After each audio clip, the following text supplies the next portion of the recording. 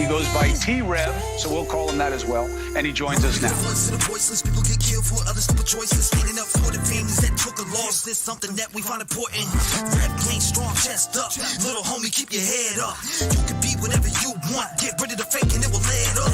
All my life I strive for greatness. I manifested my time with patience. People try to copy us, but respect is earned. It's not an obligation. I love the fam and they love me back, and that's why I always have it back. So I give a voice to those people who were never given a chance for them slimy cats. When you come here, you ain't a number to me. I really take time to read what I see. Don't forget to lock your doors, cause there's danger all up in these streets. Y'all really put life into the air that I breathe. I really am thankful for all of my peeps. What is going on, ladies and gentlemen? Today we have Bryan Kohberger's court date, and we are going to get into that. We are going to get into Bryan Kohberger's court date. Now, that is coming up at 1 p.m. It's going to be 1 p.m. Cali time. So 3 p.m. Central, and then 4 p.m. Eastern. Now, let me pull this up here.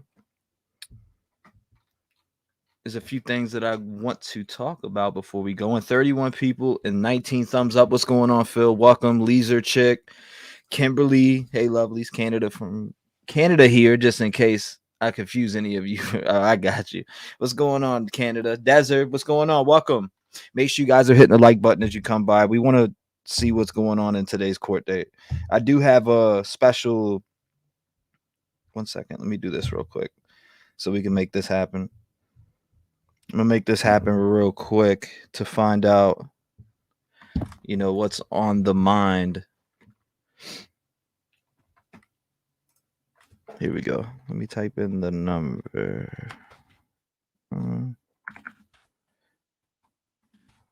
There we go. Let me know if you can hear. Let me know if you can hear. Should be able to. What's going on? Eastern girl. Hey, buddy, how you doing? Hey, what's going on, Todd? How you feeling today with the court date going on? The motion, the grand jury. What's your thoughts? What's going on in your mind? I'm interested, but I really think it's a bunch to do about nothing. I really think that it's the defense doing their job. They've got to, as the judge had said a while ago when they kept sending motion to compel, and the judge finally said, look, I realize it's your job to turn over every stone, but sometimes there's just not a stone to turn over. And yeah, I mean, the way that the defense has gone at attacking this grand jury indictment, it's changed. Originally it was about the instructions, and then it changed the number of jurors, and yeah, there's no basis for it. They're not going to throw out this indictment. So yeah, I'm curious. I want to know what their argument's going to be.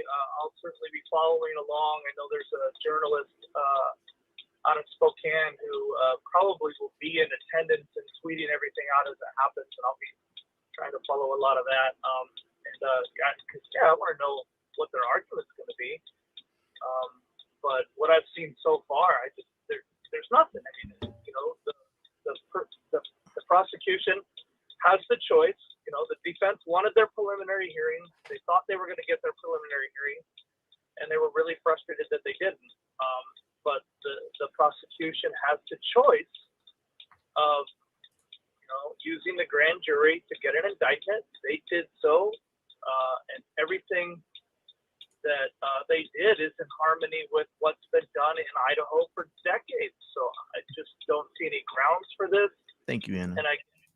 And again, I think it's the defense doing their job. It is their job to try to turn over every stone to try to make this whole thing go away. But I just don't see a basis for it. Yeah, I just wanted to find out what was going through your mind, man, and how close this case is to you and everybody involved in it in general. I seen the Gonsalves family post this morning. Somebody posted it in Discord. I seen that. And then I said, man, let me shoot Todd a call and see what's on his mind. you know, or not this morning, it's really this afternoon, you know, for this grand jury dismissal. Like I don't see it happening, but I'd be mind blown today if it does, though. Yeah, I would be shocked. Again, I mean, what the prosecution has done is in harmony with what has been done in Idaho for decades. The first question was, trying to say that grand jury indictment had to be, no reasonable doubt, which, maybe in some crazy written law back in the late 1800s, there was something there for that. But standard practice for, well over 100 years has been probable cause get you your grand jury indictment. And so they're not going to succeed on that argument. And then the grand jury instructions, which was tied into that argument, I don't think, I'm 99.9% sure that that's not going anywhere. So then they shift over to, well, it wasn't the right number of jurors. Well, yeah, it was the right number of jurors. The judge has already made that statement. So yeah, I don't know what further argument they could have to push for a dismissal, but I don't see this grand jury indictment going anywhere. The probable cause has been firmly established, and the number of jurors is in harmony with what's been done in Idaho for decades. So yeah, I'm interested. I'm interested in every aspect of this case. But I'm not concerned that anything's going to happen today, and I would be absolutely shocked if the defense got anywhere with this. I think it's just, in fact, I've heard another prosecutor call this borderline frivolous, and that if it was a civil trial, it'd be thrown out and she would be reprimanded. But since there's so much at stake, I mean, this Bryan Kohberger's life's at stake. The judge isn't going to throw it out. He's going to hear it. He's going to make sure that they're able to get it on the record, and then I think that he'll decide in harmony with established Idaho case law and say, no, this grand jury indictment is prudent, and we're going to proceed with it. Yeah, a lot of stuff has been thrown out there as far as families have talked to these grand jurors, these secret grand juries. It's just, I don't know where that came from, but it's just, yeah, I don't. It's super weird to hear it constantly. Oh, will the secret grand jurors talk to the victims of the families? Well, where's the proof of that? Yeah, where's the family saying that? Just because your clown show posse show said it, doesn't make it true. I don't believe that at all. I mean, the jurors in a grand jury are sealed. They're not, their identities are not open to the public. The families would have no way of knowing who they are. It's just like so many different things in this case. It's just been wild speculation.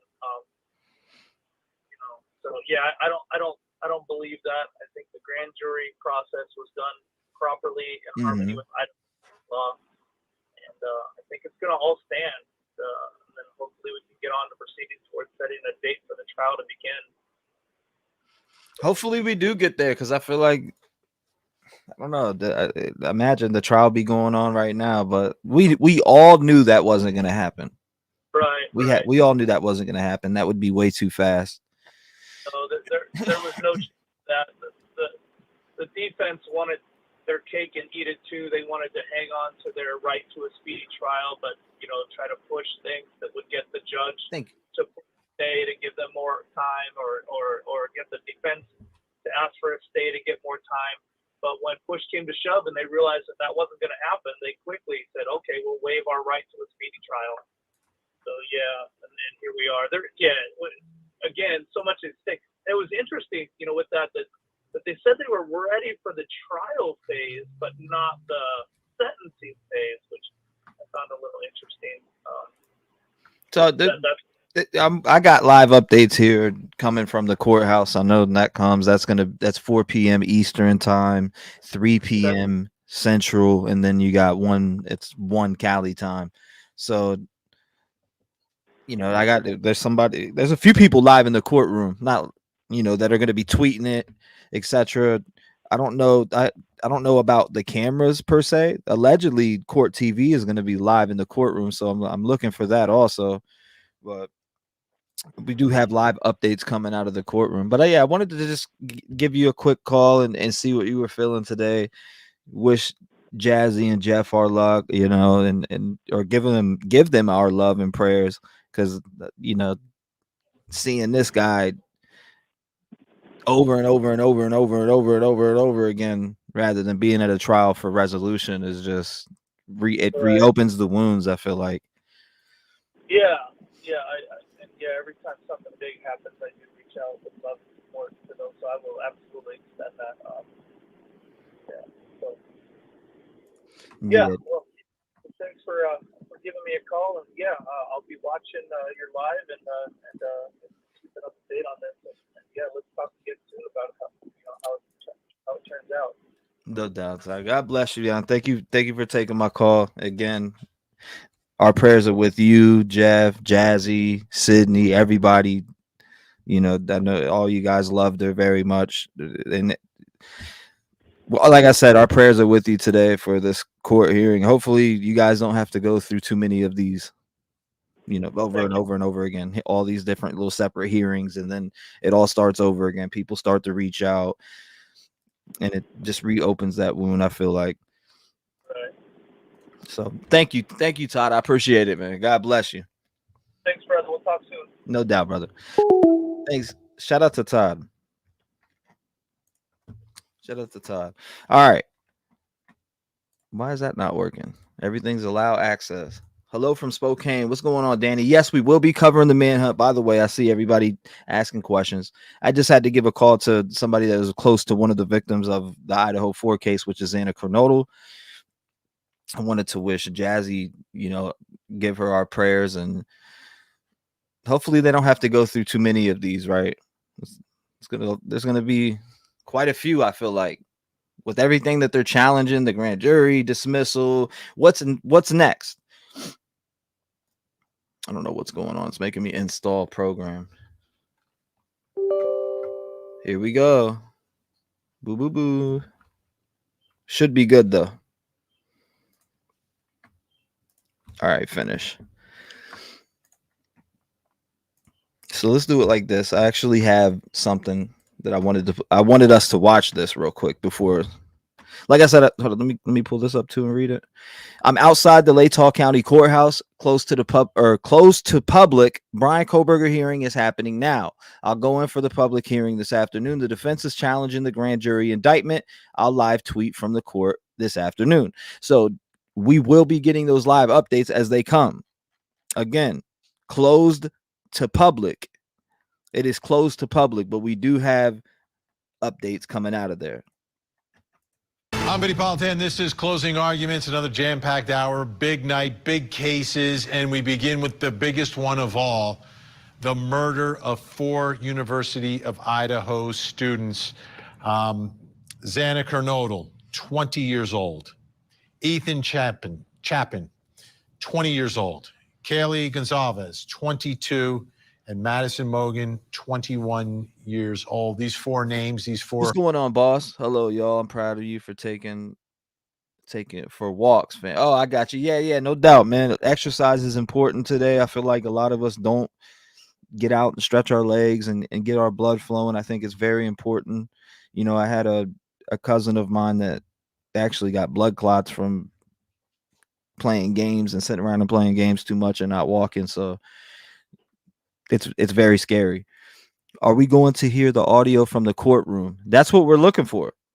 But allegedly that's not going to happen. So the best that we're going to get is updates live from the courtroom. Lives will be forever. What's going on, Haley? Mingled together, connected, and they're trying. All right, today's court date about BK. I know they're going for the grand jury dismissal. Never forgotten out at the University of Idaho, but there is a trial that needs to take place, and the accused killer who's been charged wants the indictment thrown out. And there's a big hearing tomorrow, and Court TV legal correspondent Chanley Painter joins us outside that courthouse in Moscow, Idaho, tonight, where already it's getting cold. I can For those folks that I see a bunch of people that asked, are we going to be covering the manhunt of this mass shooter after this? Absolutely. So yeah, I will start a separate live for that after this, after this court date's done, we will be flipping over to that. See, Chanley, let's start here with the evidence. Cassie, what is the evidence in this case against this accused killer who wants the indictment my brother. tossed? Well, the prosecutors have so much evidence that they chose to seek the death penalty here and charged him with the top count, which, as you know, Vinny, if he is convicted and sentenced to death, that could possibly even mean death by a firing squad if the lethal injection drug is unavailable. So a perfect time to refresh our viewers on what that evidence is from the prosecution side ahead of this hearing tomorrow. Let's take a look at it. First, we know, of course, the biggest piece of evidence is the DNA that was found on the button of the knife sheath found under Maddie Mogan's body at the crime scene. That was first led to Kohberger's father, and then after his arrest, a direct match to his DNA. Also, an eyewitness. I actually have direct pictures of this same exact looking one. Like pictures of someone that actually bought it that I know. There at that crime scene, one of the surviving roommates identified a tall male Deborah, nice to see you too. build and bushy eyebrows leaving that crime scene. Well, we know Kohberger is 6 feet tall, 185 pounds, has those bushy eyebrows, as we've been showing our viewers. Also, most importantly, the video of his vehicle, the white Hyundai Elantra, traveling around the crime scene at the time of— Hold up 1 second. We need to check this out real quick. 1 second. Just to make sure we ain't missing, because they're live there now. She'll be in the very same courtroom as Kohberger. Chanley, tell us, what's it like there and what can we expect? Well, per usual, we have media from all over the nation to cover this hearing where Kohberger's team, they're trying to get the indictments thrown out. Earlier, a closed hearing took place to address a motion that was so detailed into the workings of the secret grand jury proceedings that it was closed and all the filings were filed under seal. So we aren't privy to those details or any decision the judge made on that, but it was a motion to dismiss the indictment on the grounds of a biased grand jury, inadmissible evidence, lack of sufficient evidence, and prosecutorial misconduct in withholding exculpatory evidence, whatever that may be. But this afternoon, we are going to have our cameras inside for what is a public hearing, and that's another defense motion to dismiss the indictment. So we might have cameras in there. Error in the grand jury instructions, or in the alternate remand for a preliminary hearing. And so we expect to hear arguments over the standard of proof that the defense says should have been instructed to that grand jury before they indicted the defendant. So not yet, Angel. Was it beyond a reasonable doubt, as the defense makes claims to be, citing cases back a couple hundred years, or is it something like probable cause, which is the norm, as you know, Judge Ashley? Absolutely. All right. So those are some motions the defense has filed. What evidence, on the other hand, do the prosecutors claim that they actually have against this defendant? Shandy. Well, we've been privy, of course, to the affidavit that was filed and the court documents over the last several months. And the prosecutors have a lot of evidence to work with that at least we know about. There wasn't a preliminary hearing. This is likely evidence that they presented to that grand jury back in May before that they indicted the defendant on 4 counts of first-degree murder. And to take a look at it, I think we could all agree that the most important piece of evidence is the DNA of the defendant himself, found at the crime scene, specifically on a knife sheath found underneath victim Madison Mogan in her bedroom. First, it led them to Kohberger's father, and then after his arrest, directly matched his DNA. Also, there was an eyewitness at the home, surviving roommate. We know based on the affidavit, identified a person that prosecutors allege 4 p.m. Eastern would be fitting of the defendant's description: a tall male, athletic build, bushy eyebrows, and then the evidence that we've been tracing for months. That's the video evidence, the cell phone evidence that they lay out of Kohberger's white Hyundai Elantra traveling from his apartment to the crime scene around the time of the murders, as well as his cell phone tracking and corroborating that as well during certain time periods. So that's just a glance at some of the evidence here, and so substantial that, as you know, Judge Ashley, the prosecutors, they are seeking the death penalty against this defendant based on aggravating circumstances such as multiple victims and particularly heinous crime that it is, which under Idaho law now includes a firing squad if a lethal injection drug is unavailable. So that would be potentially what he would be facing if a jury does convict him. But now this defense, again, they're trying to throw it all out before we even get started to the next hearing. Zealous representation of their client for sure by filing these motions. We'll see what happens in court today. Now, we had a beautiful picture of the 4 victims up. It's very hard for me 9 o'clock your it's time. really almost been 1 year since these murders. Tell us, what has it been like for the community of Moscow? Well, as you can imagine, it's been a tough year for them, and being here so many times as I have had for almost a year, we've really seen the process of this community come together as far as healing. We were out and about yesterday visiting the crime scene, of course, see what it looks like. It's still standing there, now owned by the University of Idaho, and school is back in session, and it seems to be a community that looks to be back to normal, Judge Ashley, but there's still signs and memorials, especially that house still standing where it happened. So we did speak to some of the locals about their opinion on that. Let's watch. Thank you, Shiva. On campus, you still see the crime scene, I'm sure. Is that something that you feel a sense that people want to be torn down or keep it there? They're probably gonna keep it there just to like let everyone know that it did happen, but also to just, you can't really forget something that big and traumatic. The campus wants to tear down the home, so it's not such a constant reminder. Do you agree with that? I think they should. Yeah. I think move past it and remember them always. Yeah, thank you, Shiva. Tara, that's what they're saying. So the families of the victims want that crime scene to be up through the trial when it does happen. And speaking of the families, I did hear from the Gonsalves family. They won't be here for this hearing in person today, Judge Ashley, but they will be taking advantage of something the judge provides every hearing along the way, which is a private Zoom link for not only the family members of the victims to watch the proceedings unfold remotely, but also if the defendant's family wanted to Zoom in as well to keep up with it, they can do that as well. So, but I will, like you said, be inside that courtroom and live tweeting on the Court TV Twitter page, or X as it is called now. And I encourage everybody. Another update. I'm sure most of you guys know, but Robert Card is no longer a person of interest. He is now the suspect, and there is arrest warrants for murder. Again, on the mass shooting from last night, which we will be covering after this. So much to Chanley Painter. Now back to Tallahassee, Florida for the dentist mastermind murder trial. During opening statements, the defense flat out said the defendant, Charlie Adelson, is innocent, while prosecutors told the jury that Adelson hired a hitman to kill his former brother-in-law back in 2014. Yeah, like I said, okay, so we'll get to this. Supposedly, they're going to be live in there with cameras. Now, we'll find out.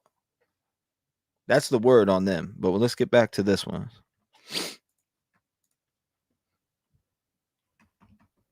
We've seen on video and his cell phone data that aligns with that system. Now we do, like I said, if you're just coming in, we do have somebody live at the courthouse with updates. It's not with updates coming out of the courthouse. There's no public allowed in. It says, again, I'm outside the Latah County courthouse, close to the public. Bryan Kohberger hearing is happening now. I'll go in for the public hearing this afternoon. So one is closed to the public, and I'm guessing this one is open for the public hearing. So there's one public hearing that I guess the other one was closed to public in general, and everything is sealed. So they're keeping those details under wraps, but this one is open to the public. So the one at 1 p.m. So what, if you were just listening and heard correctly, I'm sure I heard him say one already happened and this is the second one, but this one's open to the public and we will be able to get that information. Expected route. We showed you night after night retracing those steps from that affidavit. And as of today, though, because he did waive his right to a speedy trial, the October trial date, of course, was vacated. We don't have a trial date yet for his death penalty case. But we do have 2 hearings tomorrow. Can you give us some of the details of those 2 hearings? Absolutely. Well, there's the first hearing. It's Alice, a closed thank hearing, you so we won't much. be able to be in there and be privy to the details because it involves the workings of a secret grand jury proceeding. So that closed hearing is 9:30 local time, 12:30 Eastern, and it's taking up a motion from the defense to dismiss the indictment based on several grounds, including biased grand jury, Thank you so inadmissible much, Alice. evidence, I lack of appreciate your sufficient evidence, generosity. and prosecutorial misconduct in withholding exculpatory evidence. I wish we could hear more about it, but those substantive filings were filed under seal, so we won't know that, but we will be inside. Our cameras will be inside the courthouse or courtroom later that afternoon for a second hearing that will deal with kind of the same issue, dismissing that indictment, this time on the grounds of error in the grand jury instructions. And so they wanted either dismissed or in the alternate for the judge to remand to a preliminary hearing, Vinny. So that's what we will be watching tomorrow afternoon. So the second hearing is the one that'll be open to the public, and We will that be one is watching really that. based on some legal issues rather than getting into factual issues.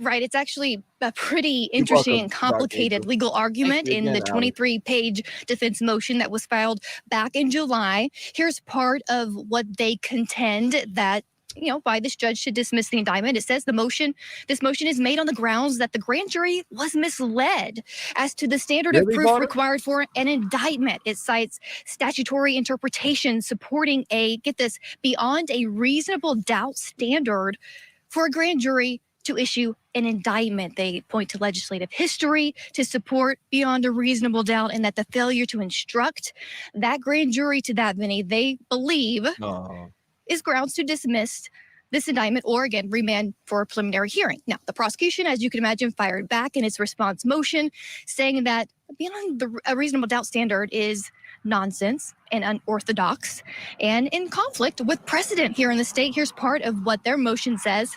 It says that the whole of modern jurisprudence on this issue is against that standard. In the defense's jarring arguments, and the court would be duty bound to apply the controlling precedent and, of course, reject this argument. It should be, of course, in the prosecution's estimation, a probable cause standard, as would be the standard of a preliminary hearing, and not beyond a reasonable doubt. So that's what we will be listening to when that hearing is underway tomorrow afternoon. Yeah, if Vegas was taking money on that one, I would put a lot down on the prosecution to win that one. But we'll see. You never know. We'll see. It's up to Judge. Okay, so you're out there, back out in Moscow. You've been out there so many times. What's the mood now as things? Well, what it sounds like is they already had the grand jury dismissal. They already had that hearing, and from what I don't know. We're not gonna get any information on it. But if it was dismissed, I think we would hear that, right? They're starting to move now in this criminal case. So. Well, Vinny, we're only a couple of weeks away from the one-year anniversary of the massacre that happened in this community. There are still signs of memorials here and there, but it is much a community that looks to be moving on. But I did catch up with residents and students who are back to school this semester, and this case is still very much on their minds. Let's take a listen. I got you, babe.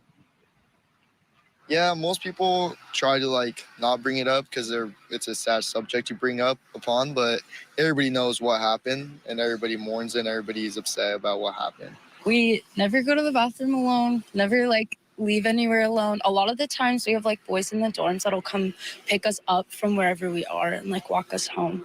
Well, once they've pretty much found the person that could be the suspect, everybody kind of calmed down and went back to their old ways and with a little more vigilance or caution. No, I hope he gets put in jail, prison for a while. Yeah, and most people here do. Nobody likes him. It impacted a lot of people on campus. I told my mom 1,000 times, if I went here last year, I probably wouldn't have come back because the thought of that scares me. That didn't know that his mind wasn't right and that he needed the mental health help to not have an incident like this tragic incident. It shocks you and you change your habits and you go from not locking your doors to locking them at night and figuring you, out where Terry. the I love keys you to your back. house are so you can lock them during the day and get back Yeah, in Pat, and you've make been here sure for a that long there's time. nobody hiding in your house. Sure. And Vinny, I learned today that there is an effort, a student-led effort to plan an event that will mark the November 13th date this year, just a couple of weeks away. And let's talk about the crime scene, the house. You have some new details for us tonight about what's happening there? I do. As you know, I always go and visit the crime scene. This is what it looks like today, Vinny. It's a beautiful fall campus, but still you see this is a mark. This is a place that students walk by multiple times a day to and from class.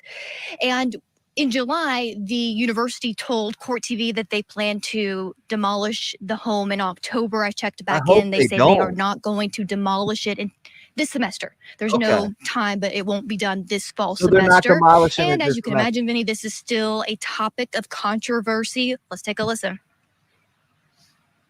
On campus, you still see the crime scene, I'm sure. Is that something that you feel a sense that people want to be torn down or keep it there? They're probably gonna keep it there just to like let everyone know that it did happen, but also to just, you can't really forget something that big and traumatic. So if you're just coming in, it looks like we're going to be able to watch the next court hearing live. From what I'm hearing, there's going to be cameras in that courtroom. So, and I actually am looking at the feed. Campus wants to tear down the home, so it's not such a Waiting for it constant to reminder. pop up. Do you agree with that? I think they should. You still have almost an hour though. Move past Remember it and that. remember them always. And of course, we know that the victims' families want that crime scene to remain through this trial, whenever it may be, Vinny. I did learn from the Gonzalez family they won't be here tomorrow in person for the hearing. Todd says this is Coach Todd, and if you can look up interviews with him, he's been on my channel. He's been on News Nation. You know, him and his daughter, and they actually are doing a foundation, a memory, and Xana Kernodle's name in general, and Journey is already one, and we put Journey on her journey here on the Rev Gang family.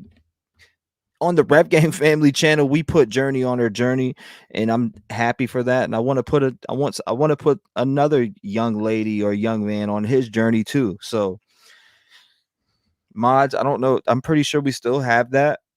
If you want to drop the actual link to the GoFundMe for Xana Kernodle's memory, and it's all approved by her family. Again, Todd McClain is an ex-teacher or coach of Xana Kernodle, and that's who we talked to on the phone at the beginning of the stream, and I was wishing luck to him, Jeff, his daughter, his wife, and everybody in the whole entire family, that they don't have to keep reliving this over and over again, and we can get this to trial, and they can start to heal, and they'll never be able to fully heal.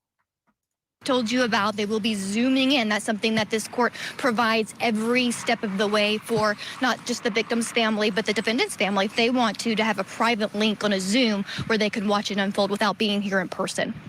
All right, Chanley Painter in Moscow tonight. Big day tomorrow. Thanks so much, Chanley. Yeah. All right, let's bring in our think tank. Joining us live in the studio tonight, criminal defense attorney, entertainment attorney, former assistant DA in Fulton County, Georgia, Daryl Cohen. Also with us, criminal defense attorney, Emory University law professor. So hold up, Mary Owen says unless they have his tag number, the car cannot be ruled as evidence because a lot of people have cars like his. Yeah, I'm curious to what they have as evidence. They are pushing for the death penalty, so they must feel they have enough evidence. There's a lot of clues out there about potential evidence. Again, if you watch A Chronicles of Olivia, go back and watch that, deep dive back into a lot of the details with the families and things that are said. You'll get a hint that there's some cameras in that area. Georgia Innocence Project board member, Molly Palmer. And finally, the man behind the glasses, criminal defense attorney, Josh Schiffer. 4 p.m. All right, first things first, the woman with the raincoat, not allowed to be on this jury, referring to the mass murder as this incident. And then the one student who said, yeah, hopefully he'll go away for a little bit of time, Keep them off the jury, please. Okay. Can we agree that this beyond a reasonable doubt for the grand jury is ridiculous, absurd, and a loser of an argument? Well, we start with a crime that's horrible, horrific, and whatever other word you can think of. But I think Judge is going to judge the motion to have no merit. It's gone. Gone. No, we're not going to. Molly wants beyond a reasonable doubt. No, what I want is excellence in litigation. And when you do that, you often turn to these so-called canons of construction. These are tools that very sophisticated litigators use to change laws. You can bring up things like legislative history, legislative intent, and take an issue like this all the way to the Idaho Supreme Court and have things change. It happens. And the only time litigators get an opportunity to do this is in a case just like this. Yeah. You've got a death penalty case. Your obligation as a death penalty defense attorney is to go into every far-reaching, run down every single lead. If there's something in the legislative history that supports this, it's at least worth pursuing. Do I happen to think it's going to prevail? No, but it is the development of this discussion to make sure that our process works perfectly. Well, let's talk about the process. The process is some secret court happening tomorrow again. These sealed motions dealing with prosecutorial misconduct. If there's misconduct or alleged misconduct, I think it should be out in the open. Yes, I want to hear it. absolutely, I want to know what the Mastro. prosecutors allegedly have done to show that they have done prosecutorial misconduct. I feel like there's a lot of people that are done wrong in courtrooms, and I feel like every courtroom should be televised, especially when it comes to things like this.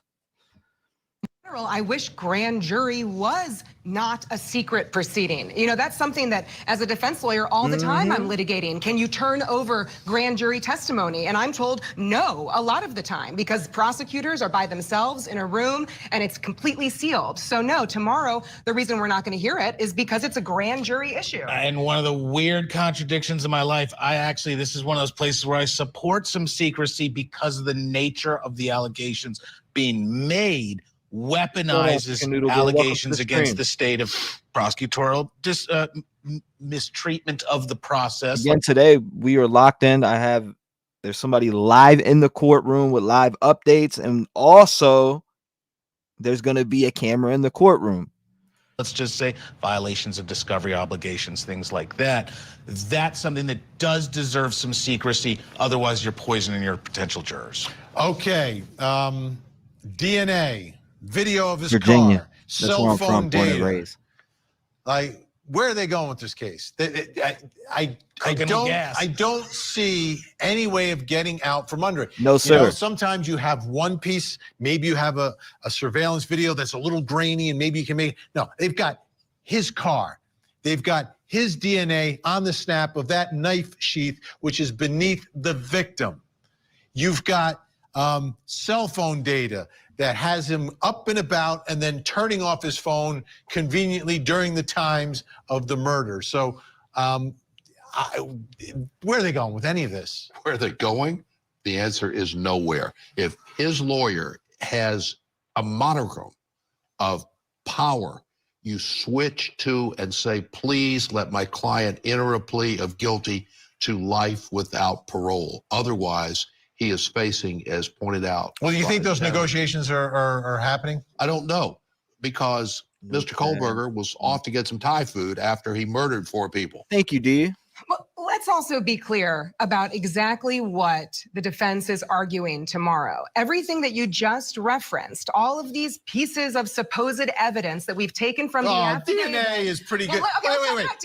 Let's talk about it. Yeah, quick time out. Isn't that what the Innocence Project uses to get people released from prison? DNA. And let me say something that has bothered me about the DNA in this case from day one. A crime scene like this, you know what we expect? Tons of DNA. We wouldn't just point to one button on a knife sheath, okay? So that's one issue. That's what I'm saying. I get that's her issue. She's saying that's her issue. I get that. But Jennifer Coffindaffer, and a lot of people don't like Jennifer Coffindaffer, but I talk to her. We're friends. We're cordial. We talk and we switch notes. And she told me something that stood out when it comes to this case. Yeah, they mentioned that one piece of DNA, but they don't talk about if they have other DNA. And that's something that you got to think about. It before he put his gloves This on. whole entire case. everywhere. Now, here's the He issue. snapped it before he put his gloves on. He was dressed head to toe in black. All you saw were his bushy eyebrows. What DNA now does now apply. They don't have No, his but tag what you're number. missing is you can take these individual facts and tell multiple stories. That's what Molly's He will talking beat about. this These case. are all facts that you're taking at face value the way the state. You really think Kohberger's gonna beat this case? Which, I mean, chances are 50-50. When you're in a courtroom, it's 50-50. Who's your representation? Do you understand the charge in count one? Nah. Hold up. Let me make sure we got the right. Okay, yeah, this is the right. Let's do it.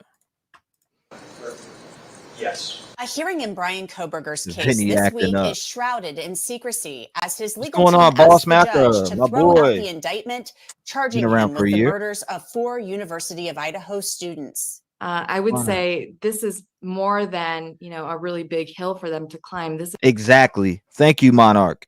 They don't have to disclose to the public all their evidence. Absolutely not. is like Mount Everest they're trying to climb here. Thanks for joining us here on Law and Crime. I'm Anjanette Levy. Bryan Kohberger's lawyers have filed 2 motions asking Judge John Judge to either dismiss the indictment against him Thank you, or to Allison. send the case back to a lower court for a preliminary hearing. In a preliminary hearing, a prosecutor calls witnesses, think detectives or crime lab analysts or even eyewitnesses, to show a judge there's probable cause that a defendant committed a crime. Defense attorneys like preliminary hearings because they get to cross-examine witnesses before trial. And sometimes they learn information that can help the defense. That didn't happen in this case. Instead, the Latah County prosecutor chose to present the case to a grand jury, which is done behind closed doors. Huh? Say what? Sarah M says active shooter at base in New Jersey currently. Nick just shared on Twitter. Thank you for the update there.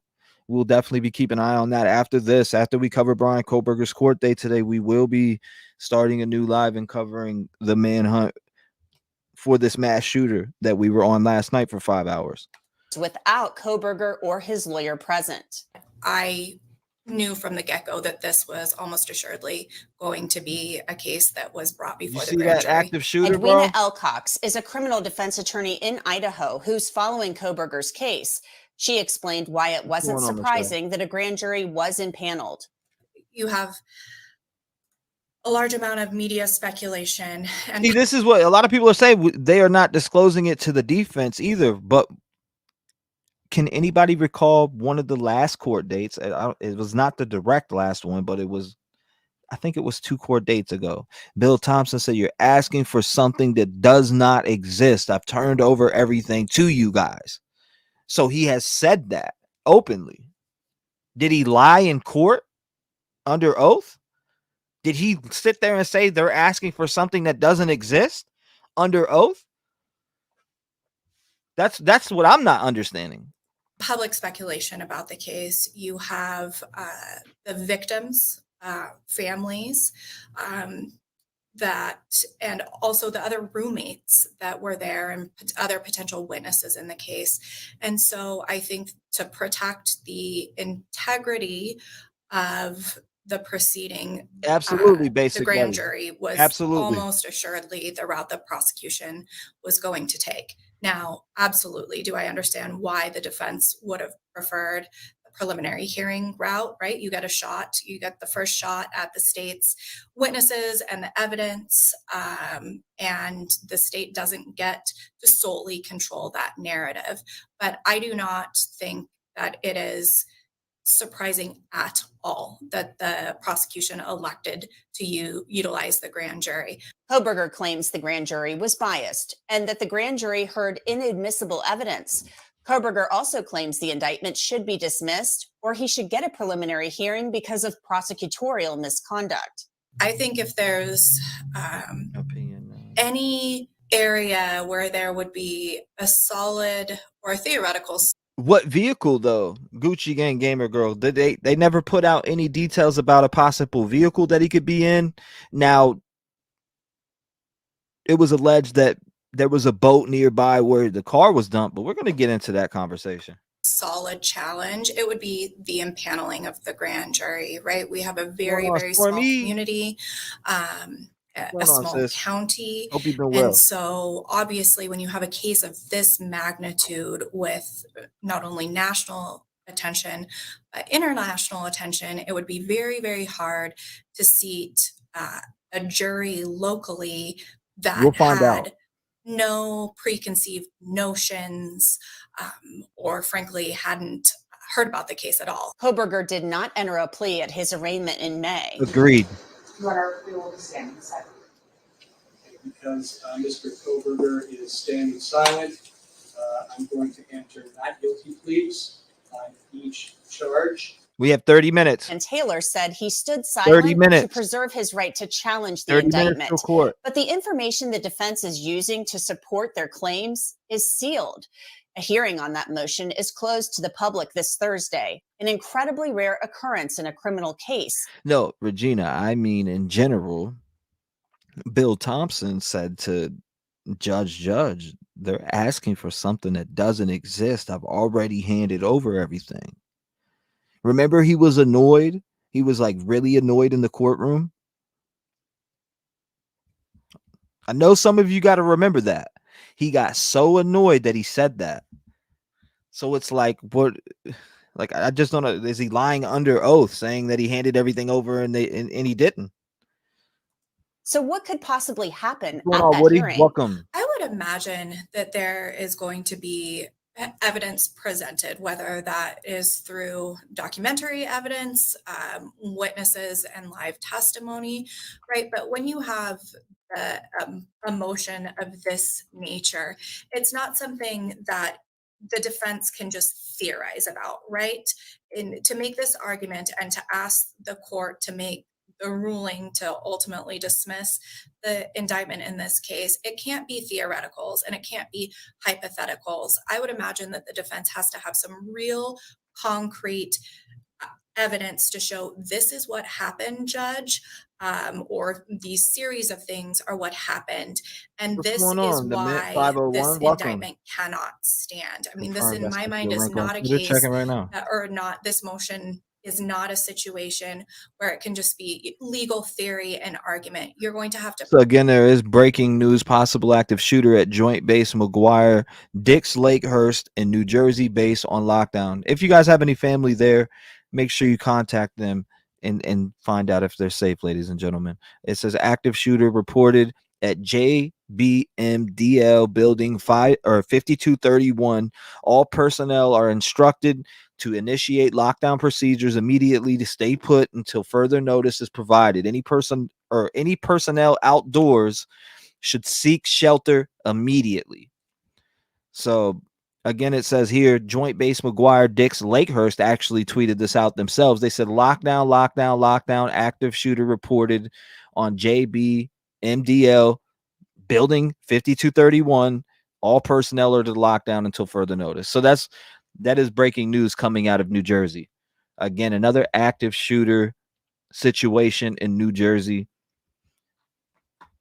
Present to the judge some absolute concrete evidence, testimony, and otherwise to convince the judge there is something that occurred. Okay, so hold up 1 second. Deputy outside. I'm getting some news on Kohberger, also the situation here. Deputy outside Kohberger hearing says judge is considering banning cell phones and laptops from courtroom. So if I go quiet on Twitter, that's why. Hearing starts at 1 p.m. local time, 4 p.m. Eastern. So if you are here for the Bryan Kohberger updates, like the court updates, it is going down in 25 minutes. In 25 minutes, the court date will be starting. Again, information coming from inside the courtroom. Deputy outside. Exactly. So the deputy outside Kohberger hearing says judge is considering banning cell phones and laptops from courtroom. So if I go quiet on Twitter, that's why. Hearing starts at 1 p.m. local time. But allegedly we'll have cameras in there, so maybe we won't have to worry about that too. So warrants the dismissal that the defense is seeking in this case. Police have cited circumstantial evidence, such as touch DNA and Traveling cell phone north- records, in making the case that Kohberger murdered students Kaylee Gonsalves, Maddie Mogan, Ethan Chapin, and Xander Kernodle nearly not 1 sure. year ago. Kohberger's Keep you second updated. motion to dismiss the indictment claims prosecutors did not present enough evidence to grand jurors. They cite the Idaho Constitution that says the grand jury ought to find an indictment when all the evidence before them, I hope taken you're okay. together, Stay safe, if Terry Pat. unexplained or uncontradicted, would, in their judgment, warrant a conviction by a trial jury. That's different from the probable cause standard currently used. Idaho attorney Tara Malik on that argument. What the defense has been arguing here is that the same standard that's used at trial to convict someone, so beyond a reasonable doubt, should be used at the grand jury stage as well. Both in a preliminary hearing route, had the state gone that way, or in the grand jury proceeding, the standard has been under modern jurisprudence, this probable cause, more likely than not, 51% standard that a crime was committed and this individual is the one that committed it's the not. crime. And so for the defense to come in and argue now that we should throw all of that out, all of these courts who've interpreted this statute as it comes to the standard of proof are wrong, and we need to go back to, or we need to go to this high beyond a reasonable doubt burden is not a novel argument, but one that has been pretty soundly rejected by the courts. Is this a case of the defense literally doing everything they can to challenge this case? Because, I mean, maybe the legislature needs to go back, or the voters of the state need to go back and amend this part of the Idaho Constitution. But it just seems to me this is not going to be an argument that flies, although I give them points for creativity. Yeah, I mean, I think the defense is in a really tough spot with this case. What we know so far, and admittedly, we haven't seen everything. We're not privy to the discovery that's gone back and me forth too. I'm between ready the for state it. and the defense team here. But what we've seen and what we know so far presents a pretty compelling picture and a pretty compelling theory of the case that the state has here against Bryan Kohberger. And so I'm sure that the defense is looking at every route and really holding the state to its What's going on, standard Chemistry of Queen? proof, Welcome. as well as making sure that the state has Nice followed to all the see rules you. that it needs to follow. But I would say this is more than a really big hill for them to climb. This is Again, if you're coming in, reported active shooter at New Jersey military base. Again, if you are just coming in, reports on an active shooter. Is an active shooter situation in New Jersey. How this person got on the base or what? But I was reading some things about the suspect, and it was very eerie. Go ahead and we'll go ahead and report this, because let me save that.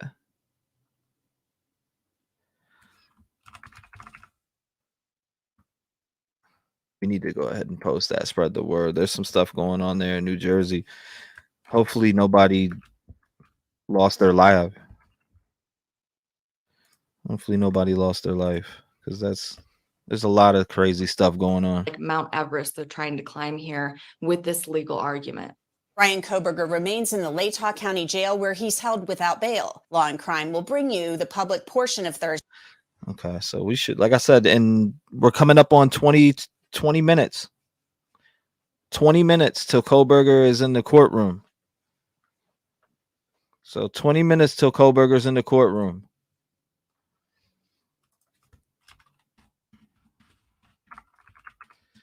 The active shooter. All right, we posted that. Again, 20 minutes till Kohberger is in the courtroom, and we will be having video on that. From what I'm told, we got video coming on it live from the courtroom. So we're gonna be watching that. Breaking news tonight. Put on your seatbelts. Get ready. You're not going to believe it. You are not going to believe it, folks. In the biggest case. Do I think that he acted alone though? Yeah, I do think he acted alone, allegedly. I don't think anybody helped this dude. I think that Bryan Kohberger scouted out this place. Now I have my mind's open for everything. I haven't heard everything. Everything in this case seems, to be in secrecy. And there is a lot of rumors on tons of different things, but I stand by the victims and their families. Right now, I think it is Kohberger. Can that change? Absolutely. 100%. And all it takes is some type of DNA and one piece of evidence to change the whole entire trajectory, in my opinion. That we're tracking across the country, out in Moscow, Idaho, the mass murder of those 4 1,000% innocent college students from the university. The defendant. We talked a little bit before last week about, oh, they may have an alibi. We think they may have. No. Today they file an actual alibi. Filing where he was at the time of the murders. Now, understand that an alibi is, to me, anyone who's innocent, right? Not anyone, but I would say 98% of people who are wrongfully accused are factually innocent should be able to provide an alibi. Like, it could have been me because I was doing X, Y, and Z, and A, B, and C can tell you about that, or this video can tell you about, like the alibi takes you away from the scene of the crime. It puts you somewhere else. It makes it impossible for you to have committed the crime, right? Every episode of Law and Order, the old show, the original Law and Order. That's the first thing we know. Does he have an alibi? Every time they came across a suspect, did he have an alibi? Did he have an alibi? Does the alibi check out, right? If the alibi checks out, they move on to the next suspect. So, time for me to reveal what this alibi is. Again, you're not going to believe it. Take a look. Mr. Accused murderer has long had a habit of going for drives alone. But all right, so my thing is here. I see what you're saying. Like, if you have the military credentials, but if an active shooter, your name's all the way out there, how would you even get across the gate? I don't know. Often he would go for drives at night. He did so late on November 12th and into November 13th, 2022. The accused mass murderer is not claiming to be at a specific location at a specific time. At this time, there's not a specific witness to say precisely where the accused mass murderer was at each moment of the hours between late night November 12th, 2022 and early morning November 13th, 2022. He was out driving during the late night and early morning hours of November 12th to 13th of 2022. All night, just driving. Wow. Let me bring in Court TV legal correspondent Chanley Painter joining us on the phone with all these breaking details on her night off. Chanley, great to speak with you. Thank you for joining us. I'm looking at this alibi, and it almost strikes me as a bit of an admission here, Chanley. Absolutely, this is huge. We know the evidence that prosecutors have, not only following his cell phone the night of the murders, Vinny, but his white Hyundai Elantra along the path around the times of the murders. And now he's admitting to being out there driving around, Vinny. We've been on the ground there. I've been right now. I know a lot of you were here for the Bryan Kohberger court hearing. In less than 20 minutes, we will have updates flying in on Bryan Kohberger, possibly watching him in the courtroom. All of those locations on the scene. We showed you where he was and the path that he allegedly took. So for him to admit this is it's huge for prosecutors. So this motion where he does reveal part of an alibi is actually an objection to a state's motion to compel him to provide an alibi, because there's a time limit in Idaho where alibi is an affirmative defense. You have to let the prosecutors know within a certain amount of time, a specific date, time, who you were with, corroborating witnesses to that alibi. So he's trying to get around that by saying, well, I can't really tell you exactly where I was on the night, but I have a habit of driving around the night. And he says in this motion that corroboration of him not being at the crime scene may come through the cross-examination of state witnesses, and he can't be more specific about what possible multiple witnesses may say or what they won't say. He also says corroboration of not being there may be brought through expert witnesses of his own, Vinny. So again, real amorphous, but what a huge admission that he, yes, on the night of the murders was out driving around. So you got him in the car that night, all night, right? Without a witness. So he's 1,000% by himself. Get it, just coming in, live news coming out of New Jersey, active shooter. I don't know if it's connected to the main shootings. Or as of right now, 18 lives lost, they're saying. I have no idea the actual count of any of that, but after this stream, we will be doing the mainstream and then checking into this New Jersey active shooting now. This is crazy. Not with someone else, not calling up what's going on, a family member or a friend, or going to a drive-through. See, that's the thing. Like, if you're out all night, are you gonna get a little hungry or something if you're just out for a casual drive? Go somewhere? And he happens to turn off his phone within a time range that his car, then he is picked up on King Road. We know that from the affidavit, making multiple passes back and forth and then allegedly speeding away. And then his phone comes back on at an area a little bit south of town. And nobody's with him. He is driving alone. And also, remember what the affidavit said, that his phone is also pinging the next morning? Thank you, Chemistry Queen. At the crime scene. And then also we know that there's no driving around at night after the murders in that area. He doesn't return to that area. So just saying. So to establish this alibi, it seems he might have to testify to say where he was, or just go by. This is like an alibi that's not quite an alibi because it doesn't necessarily put him somewhere else, right? It's much more vague that he's just out driving in the car, no one to witness and no specific places. No, he's not claiming to be at a specific location at a specific time, and there's not a specific witness. So it's a very unspecific alibi. Am I reading that right, Chandler? You're exactly right. What's going on, mate? So, but just the fact that he places himself, maybe, was he not driving his own car? Because we have his own car at the murder scene. Thank you, brother. On surveillance video around the times of the murder. So maybe he wasn't driving his own car. Maybe they'll challenge the cell phone data with their own expert. Maybe that's the expert they're referring to in this, because of the tower, attack the towers, covering a larger space than what it is. Who knows, Vinny? But this is definitely a big reveal. All right, he's got a long habit of these drives, so maybe there's evidence of him doing it many other times. That I don't know. But Chanley, appreciate everyone at home. You must know Chanley. Previous times. What's that? The affidavit said 12 previous times. Remember, at the around the crime scene. That's right. Times when he didn't turn off his cell phone. This time he turned off his cell phone. So he does have a habit of doing these drives, but he doesn't have the habit of turning off the cell phone for the drives. Chanley, great to speak with you, and everyone at home again. Remember, Chanley, this is her day off, and she's helping us out so much. We appreciate it. Now, as Chanley mentioned, she's been out there, she's been on the ground, and she retraced all these movements, went through that affidavit, the evidence prosecutors say they have, piece by piece. Let's take a look. The probable cause affidavit in the case against the accused killer of 4 University of Idaho students pieces together the movements of the suspect vehicle and coordinating cell phone location data beginning in the early morning hours of November 13th.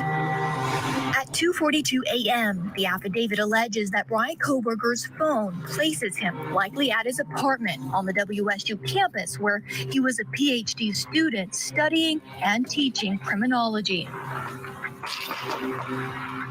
At 2:44 a.m., Kohberger's vehicle and cell phone are on the move. Police say his white Hyundai Elantra is spotted on WSU surveillance cameras traveling north on Nevada Street at Stadium Way. According to the affidavit, it was here in this area of the WSU campus where surveillance video and Kohberger's cell phone placed him here around 2:47 a.m. According to the affidavit, he spent several minutes in this area where he allegedly turned off his cell phone before heading out of town toward Moscow, Idaho. By 2:53 a.m., Kohberger's white Hyundai Elantra is observed heading in the direction. Hold up, we're getting word at. You said people are saying the main shooter has ties to the 99th building in New Jersey. Of Moscow, Idaho. At 3:26 a.m., the affidavit then places Kohberger's vehicle, now in the town of Moscow, in this residential neighborhood on Indian Hills Drive. This happens to be a road directly overlooking the Moscow Police Department. The Elantra is picked up on surveillance video moving west past the 700 block of Indian Hills. At 3:28 a.m., video shows the vehicle on Steiner Avenue at Highway 95 as it made its way towards the King Road neighborhood where the victims lived. Then from 3:29 a.m. to 4:20 a.m., the suspect vehicle, the white Hyundai Elantra, is observed multiple times on video passing by 1122 King Road during the alleged time of the murders before being. Now, is some of that video the Linda Lane footage that we've seen that was leaked? Just curious. Seen on video speeding away on Walinta Drive. The probable cause affidavit states that the car likely exited the neighborhood at Palouse River Drive and Conestoga Drive, a road that eventually leads to Pullman, Washington. About 2 hours after he allegedly turned off his cell phone, police say Kohberger turned it back on here near Blaine, Idaho. It's about 10 to 15 minutes south of Moscow, a rural community off Highway 95, and it has its own cell tower. According to the affidavit, from 4:50 a.m. to 5:26 a.m., Kohberger's phone movements show him allegedly moving south towards Genesee, Idaho, and west towards Uniontown, Washington. Kohberger may have taken a well-known back road called Thorn Creek Road at this point in his route towards his apartment. These are all very isolated roads, but Thorn Creek Road is known to be even more desolate. Police allege Kohberger eventually made his drive back into Pullman, Washington from the quiet road of Johnson, where his vehicle was picked up on this security camera. The first time a camera captured his Hyundai after the murders were 9 committed. minutes. By 5:30 a.m., police tracked the movements of Kohberger's cell phone and vehicle back to his apartment. So there's the evidence that prosecutors say they have, right? Tracking the. Also, I'm getting breaking news coming out of Maine here. Maine State Police say, barring any significant developments, there will be no more press conferences today on the manhunt. Shelter-in-place orders remain in place. This was 17 minutes ago from a very reputable source. Again, Maine State Police say, barring any significant developments, there will be no more press conferences today on the manhunt. Shelter-in-place orders remain in place. So let me go ahead and tweet that out from the source so people can see. If you follow me on Twitter, most of you know the sources, but I like to retweet them and put them out there. And then we've heard also deputy outside Kohberger hearing says judge is considering banning cell phones and laptops from courtroom. So if he goes quiet on Twitter, that's why. Hearing is at 1 p.m. obviously, and then 4 p.m. Eastern. The white Hyundai Elantra, and his alibi is that he's out for About a drive that away. night. What does this mean? Let's bring the think tank. Join us tonight in Atlanta, Georgia, criminal defense attorney Eklund Mercy. Also with us in Phoenix, Arizona, the attorney who represented Jodi Arias, Kirk Nerby. And in Washington, D.C., the attorney who represented Johnny Depp in his defamation case, won the case, and fellow of the American College of Trial Lawyers, Ben Chu, is with us. And before I ask a question, Ben. I think so. I mean, Kirk, you and Ben are going at it with the jackets tonight. Amazing job. Amazing job. Right. We're going to step it up, Vinny. Exactly. All right. Let me start with Eklund Mercy, though. Eklund, this is this an alibi or an admission? If your alibi is putting yourself in the white Hyundai Elantra, and that's how they track down this killer through the videos and the cell phone in the car, moving with the car, then the cell phone's turned off, and then the car is seen at the scene, then speeding away. What's going on here? This is one of those cases in which it's I never knew Jennifer Lopez hurry was up a and fan. prove it prosecution. You want the prosecution to prove their case. They're having to, carry their burden. The officers did a great job with being very detailed, and the prosecutor was being very detailed in the timing and literally setting it up for an alibi. So if he doesn't give one, the only thing that he can do is literally poke holes in the prosecution's argument. They did a really good job of actually placing the car. Now it's going to be it. Literally, they probably did not give him an offer, so there's no pleading in this case. So the only option is to go. I mean, where's the transparency? So the deputy is saying that they're considering banning cell phones and laptops from the courtroom. Where is the transparency? This is not a damn federal court.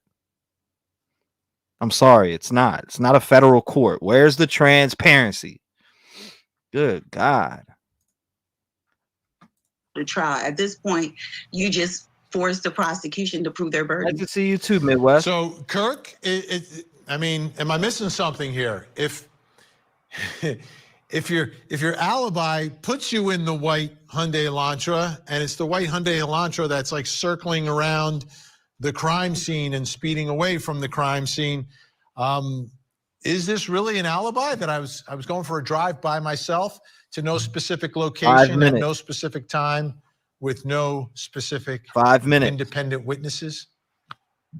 No, as I was reading along there, I said this is more of an admission than an alibi. And it made me, look, the responsibility of a criminal defense attorney in a capital case, they're immense and intense. But the number one goal of that criminal defense attorney in that representation of death penalty case is to preserve their client's life. And I don't see how this does that. This doesn't really constitute an alibi to me. It's more of an admission that some of the state's evidence is accurate. It doesn't really make any sense to me. So, if their focus should be on things that save his life, and things like this, these partial admissions, they just go further because you extrapolate. Are you really a lawyer? What kind of lawyer? Well, the state can come back and say, look, he was stalking, he was praying, he was looking for victims, he found the victim. This makes it look all the worse in terms of the preservation of his life when you get to that sentencing phase. So to me, it doesn't make a lot of sense what's going on here for Mr. Kohberger's attorneys. Yeah, Ben, Kirk makes a great point here talking about has a long habit of going for drives. Yeah, all the drives that were done driving around and near the scene of the mass murder, before the mass murder, seems to prove premeditation and planning more than, hey, I just go for drives.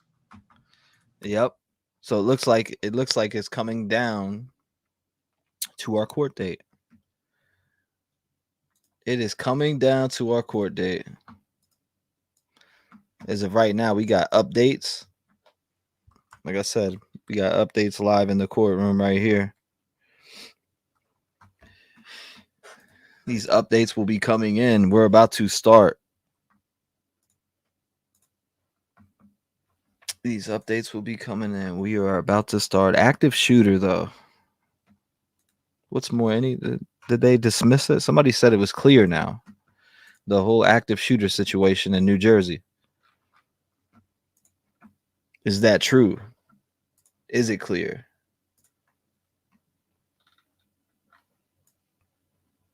Let's see. Again, I'm outside the Latah County Courthouse, close to the public, or closed to public. Bryan Kohberger hearing is happening now. I'll go in for the public hearing this afternoon. The defense is challenging the grand jury indictment. I'll live tweet from the court this afternoon and have the latest on there. Okay. Again, that's what we're waiting on. We're waiting on live updates. Hopefully they don't ban that, but allegedly we're going to have a camera in the courtroom, so that'll be even better. That'll be way better as soon as we get that. Yeah, this is what it was about this morning. While we're waiting, this is exactly what it was about this morning. I'm Benny Politan. This is Closing Arguments, another jam-packed hour, big night, big cases, and we begin with the biggest one of all, the murder of 4 University of Idaho students. Xana Kernodle, 20 years old. Ethan Chapin, 20 years old.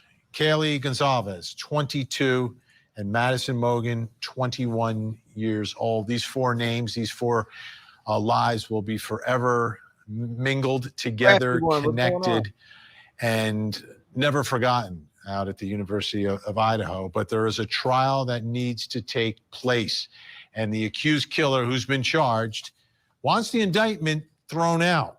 And there's a big, big hearing tomorrow, and Court TV legal correspondent Chanley Painter joins us outside that courthouse in Moscow, Idaho, tonight, where already it's getting cold. I can see, Chanley. Let's start here with the evidence. What is the evidence in this case against this accused killer who wants the indictment tossed? Well, the prosecutors have so much Murder evidence charge that should be they dismissed. chose to seek the death penalty here and charged him with the top count, which, as you know, Vinny, if he is convicted and sentenced to death, that could possibly even mean death by a firing squad if the lethal injection drug is unavailable. So a perfect time to refresh our viewers on what that evidence is from the prosecution side ahead of this hearing tomorrow. Let's take a look at it. First, we know, of course, the biggest piece of evidence is the DNA that was found on the button of the knife sheath found under Maddie Mogan's body at the crime scene.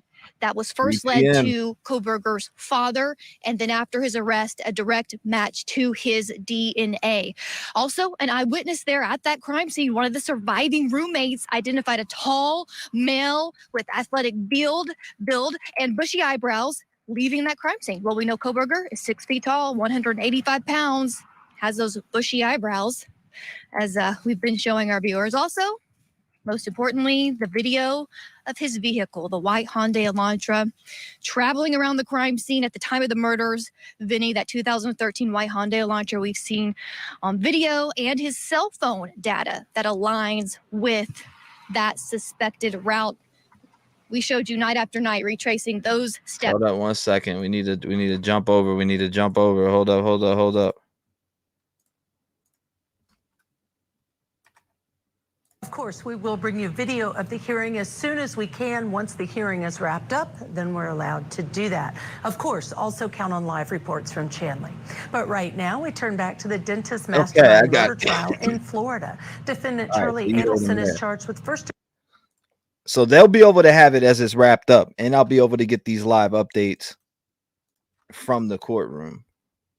Let me put this back over here so I can look live right at it. Boom.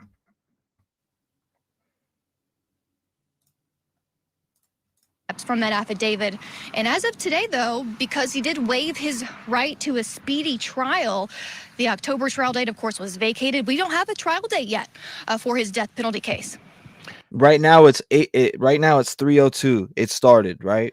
Right now it's 3:02. It started. It doesn't. Bryan Inton is not putting out any updates so far, which is unheard of. So they must have took cell phones and laptops, like he's saying. I'm not seeing any updates from inside of the courthouse as of right now. None. No updates from inside of the courthouse.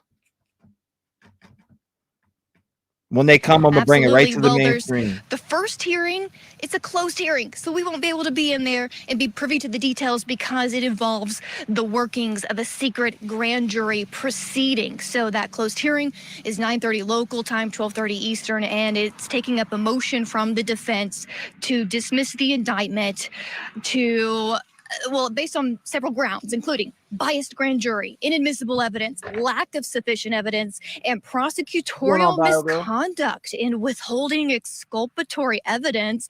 I wish we could hear more about it, but those substantive filings were filed under seal, so we won't. So we know for a fact that we got video coming, and as soon as that video comes, know that, but we will be inside. Our cameras will be inside the courthouse or courtroom later that afternoon for a second hearing. That will deal with kind of the same issue, dismissing that indictment, this time on the grounds of error in the grand jury instructions. And so they want it either dismissed or in the alternate for the judge to remand to a preliminary hearing, Vinny. So that's what we will be watching tomorrow afternoon. So the second hearing is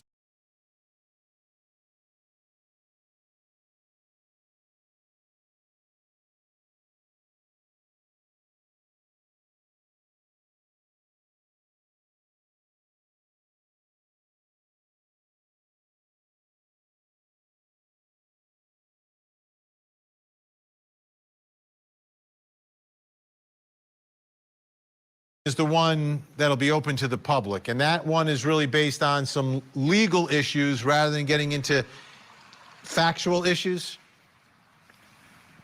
Right. It's actually a pretty interesting and complicated legal argument in the 23-page defense motion that was filed back in July. Here's part of what they contend that why this judge should dismiss the indictment. It says this motion is made on the grounds that the grand jury was misled as to the standard of proof required for an indictment. It cites statutory interpretation supporting get this, beyond. Again, I did get it. Like I said, I got an update from inside of the court. Well, not inside of the courthouse, but hearing seems to be delayed.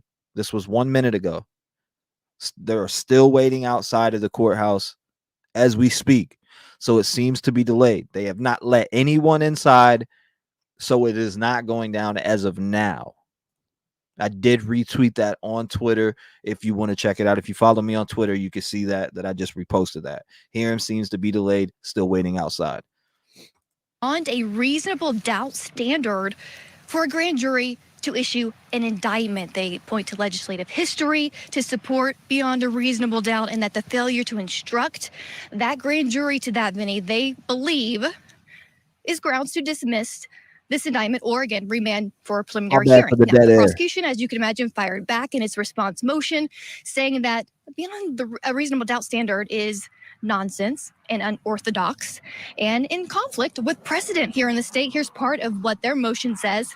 It says that the whole of modern jurisprudence on this issue is against that standard in the defense's jarring arguments, and the court would be duty bound to apply the controlling precedent and, of course, reject this argument. It should be, of course, in the prosecution's estimation, a probable cause standard, as would be the standard of a preliminary hearing, and not beyond a reasonable doubt. So that's what we will be listening to when that hearing is underway tomorrow afternoon. Yeah, if Vegas was taking money on that one, I would put a lot down on the prosecution to win that one. But we'll see. You never know. We'll see. It's up to Judge.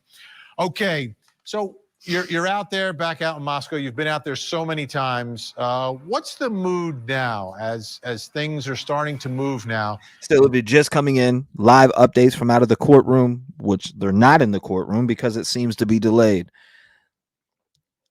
So, source from somebody that is there right now, they are still waiting outside. This court date was supposed to start at 1 p.m. Pacific time, 3 p.m. Central, 4 p.m. Eastern. Still right now, it seems to be delayed. In this criminal case. Well, Vinny, we're only a couple of weeks away from the 1-year anniversary of the massacre that happened in this community. There are still signs of memorials here and there, but it is much a community that looks to be moving on. But I did catch up with residents and students who are back to school this semester, and this case is still very much on their minds. Let's take a listen. Yeah, most people try to not bring it up because it's a sad subject to bring up upon, but everybody knows what happened and everybody mourns and everybody's upset about what happened. We never go to the bathroom alone, never leave anywhere alone. A lot of the times we have boys in the dorms that'll come pick us up from wherever we are and walk us home. Well, once they've pretty much found the person that could be the suspect, everybody kind of calmed down and went back to their old ways and with a little more vigilance or caution. Mm-hmm. No, I hope he gets put in jail, prison for a while, yeah. And most people here do, nobody likes him. It impacted a lot of people on campus. I told my mom 1,000 times, if I went here last year, I probably wouldn't have come back because the thought of that scares me. That didn't know that his mind wasn't right and that he needed the mental health help. What's going on, to Just Jen? not have an incident like this happen. Right now, we are waiting. Let me go ahead and refresh and see where we're at here. Nothing. Still waiting. They're still waiting to be let in right now. Tragic incident. It shocks you and you change your habits and you go from not locking your doors to locking them at night and figuring out where the keys to your house are so you can lock them during the day and get back in and make sure that there's nobody hiding in your house. Sure. Thank you, Michelle. And Vinny, I learned today that You're there is welcome, an Claire. effort, a student-led effort to plan an event that will mark the November 13th date this year, just a couple of weeks away. And let's talk about the crime scene, the house. You have some new thoughts. Now, they're not going to be tearing down the house. They had pushed it off till October, but now it seems like they said, what, after the semester? Is that what I heard? details for us tonight about what's happening there? I do. As you know, I always go and visit the crime scene. This is what it looks like today, Vinny. It's a beautiful fall campus, but still you see this is a mark. This is a place that students walk by multiple times a day to and from class. And in July, the university told Court TV that they plan to demolish the home in October. I checked back in. They say they are not going to demolish it in this semester. There's no time, but it won't be done this fall semester. Okay. And as you can imagine, Vinny, this is still a topic of controversy. Let's take a listen. On campus, you still see the crime scene, I'm sure. Is that something that you feel a sense that people want to be torn down or keep it there? They're probably gonna keep it there just to like let everyone know that it did happen, but also to just, you can't really forget something that big and traumatic. The campus wants to tear down the home, so it's not such a constant reminder. Do you agree with that? I think they should. Yeah. I think move past it and remember them always. Yeah, still nothing. Still nothing. Again, they're still waiting outside of the courthouse as far as we know. So I thought the silence meant that they were going to take the phones like was being reported. So they said they were going to take phones and laptops and not let them be in the courtroom during the time. But there was an update again 7 minutes ago that the hearing seems to be delayed. So as soon as I get in courtroom footage and updates coming in, they will be pulled across the main screen for you to see yourself. And of course, we know that the victims' families want that crime scene to remain through this trial, whenever it may be, Vinny. I did learn from the Gonsalves family they won't be here tomorrow in person for the hearing I just told you about. They will be Zooming in. That's something that this court provides every step of the way for not just the victim's family, but the defendant's family. If they want to have a private link on a Zoom where they can watch it unfold without being here in person. All right, Chanley Painter in Moscow tonight. Big day tomorrow. Thanks so much, Chanley. Kohberger's not the one. All right, let's bring in our think tank. Joining us live in the studio tonight, criminal defense attorney, entertainment attorney, former assistant DA in Fulton County, Georgia, Daryl Cohen. Also with us, criminal defense attorney, Emory University law professor, Georgia Innocence Project board member, Molly Palmer. And finally, the man behind the glass. Hold up. Jenny says, what if they got it, or what if it got dismissed this morning during the first hearing and that's why they're late? Huh. This is criminal defense attorney, Josh Schiffer. All right, first things first, the woman with the raincoat, not allowed to be on this jury. Not sure about referring that. to the mass murder as this incident. And then the one student who said, yeah, hopefully he'll go away for a little bit of time. Keep them off the jury, please. Okay.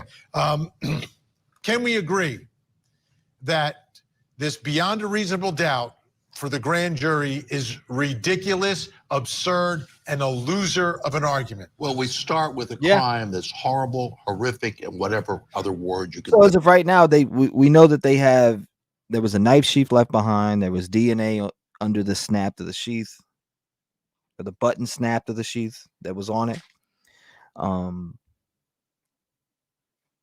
You have all the phone pings. You have video footage that they're saying they have. There was a Linda Lane leak that shows a vehicle driving around there multiple different times between they were around there at 3 a.m. driving around that damn apartment. Think of. But I think Judge is going to judge the motion to have no merit. It's gone. Gone. No, we're not going to. Molly wants beyond a reasonable doubt. No, what I want is excellence in litigation.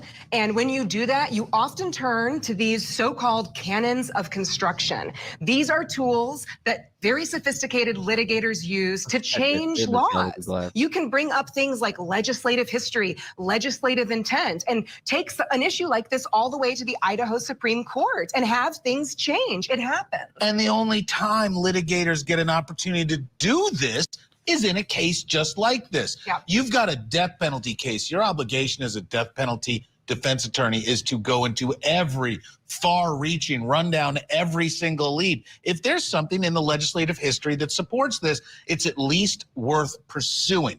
Do I happen to think it's going to prevail? No, but it is the development of this discussion to make sure that our process works perfectly. Well, let's talk about the process. The process is some secret court happening tomorrow again. These sealed motions dealing with prosecutorial misconduct. If there's misconduct or alleged misconduct, I think it should be out in the open. I want to hear it. Right. I want to know what the prosecutors allegedly have done to show that they have done prosecutorial misconduct.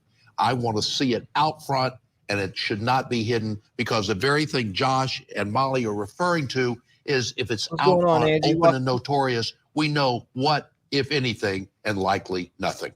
Well, I mean, in general, I wish grand jury was not a secret proceeding. You know, that's something that as a defense lawyer all the time I'm litigating. Can you turn over grand jury testimony? And I'm told no a lot of the time, because prosecutors are by themselves in a room and it's completely sealed. So no, tomorrow, the reason we're not going to hear it is because it's a grand jury issue. And one of the weird contradictions in my life, this is one of those places where I support some secrecy because of the nature of the allegations being made weaponizes allegations against the state of prosecutorial mistreatment of the process. Let's just say violations of discovery obligations, things like that. That's something that does deserve some secret. Ladies and gentlemen, it's looking like they may even have shut down again. If you're coming in and you're looking for the updates on Bryan Kohberger, like we are, the deputy outside the hearing 50 minutes ago told everybody that judge was considering banning phones and laptops from the courtroom. So Brian Inton has said, if I go quiet on Twitter, that's why. Now, he did say 12 minutes ago hearing seems to be delayed, still waiting outside to be let in. That's what he said 12 minutes ago. I haven't heard, there's no updates after that. So 12 minutes later. A few moments later. Christy, otherwise you're poisoning your potential jurors. Okay, DNA, video of his car, cell phone data. Like, where are they going with this case? I don't see any way of getting out from under it. You know, sometimes you have one piece, maybe you have a surveillance video that's a little grainy and maybe you can make, no, they've got his car. They've got his DNA on the snap of that knife sheath, which is beneath the victim. You've got cell phone data that has him up and about and then turning off his phone conveniently during the times of the murder. So where are they going with any of this? Where are they going? The answer is nowhere. If his lawyer has a monochrome of power, you switch to and say, please let my client enter a plea of guilty to life without parole. Otherwise, he is facing, as pointed out. Well, do you think those negotiations are happening? I don't know, because Mr. Kohberger was check off into to get that. some Thank Thai you for the food update. after he murdered 4 people. Well, let's also be clear about exactly what the defense is arguing tomorrow. Everything that you just referenced, all of these pieces of supposed evidence that we've taken from the affidavit. DNA is pretty good. Wait. Yeah, DNA is good. I agree with Vinny. Period. DNA speaks volumes. And if you're going to make an accusation like it was planted, prove it. Wait. Let's talk about it. Yeah, quick time out. Isn't that what the Innocence Project uses to get people released from prison? DNA. And let me say something that has bothered me about the DNA in this case from day one. A crime. Again, if you're just coming in, we are all here gathered together today for Bryan Kohberger updates. I am, excuse me, I am live on them. Again, there's been an issue where judge all of a sudden out of nowhere said that he was considering banning cell phones and laptops from the courtroom. So that's why you'll see nobody getting no updates, no legit updates, because he possibly may be taking those cell phones and laptops and not letting them go in there. But we will have footage of the whole entire hearing. That's 100%. Now the hearing seems to be delayed, still waiting outside to be let in. Brian Inton said 14 minutes ago. So we are still waiting on those updates. That's just for everybody coming in. I wanted to let you know. Crime scene like this, you know what we expect? Tons of DNA. We wouldn't just point to one button on a knife sheath, okay? So Because that's he one snapped issue. it before he put his gloves there on. should be DNA everywhere. Now here's He the issue. snapped it before he put his gloves on. He was dressed head to toe in black. All you saw were his bushy eyebrows. What DNA does now apply. No, but what you're missing is you can take these individual facts and tell multiple stories. So that's what we're waiting on. They keep talking about. Let me go ahead and update this and see where we're at. Was an isolated, targeted attack on our victims. He's very quiet, calculated about what he says. I want to see an innocent man, but I feel like he's just scared to look at me in the eyes. If you plead guilty or found guilty, it is up to death and or imprisonment for life. Do you understand? Yes. Who were shouting? The man accused of killing four University of Idaho students will be back in court next week for a motion to compel discovery hearing. Now, Bryan Kohberger's defense is asking the state to turn over evidence. In response, you didn't have to do the that. state listed all the discovery provided to the defendant, including 10,000 pages of reports, more than 10,000 photos, and approximately 9,200 tips. Now, in the filing, the defense claims certain reports may contain exculpatory information, but the state says in the motion response that the defense has not said what that information is, and if they know about it, the prosecution doesn't know about it, so let us know what it is. Kohberger faces 4 counts of first-degree murder and 1 count of burglary in the November 2022 stabbing deaths. Steve Gonsalves, the father of victim Kaylee Gonsalves, told ABC News, quote, "I can't wait to see the evidence, and then I'm going to bring it. He's going to realize that this is the family that's going to make sure he doesn't get away with it." Several key. Hold on, we must.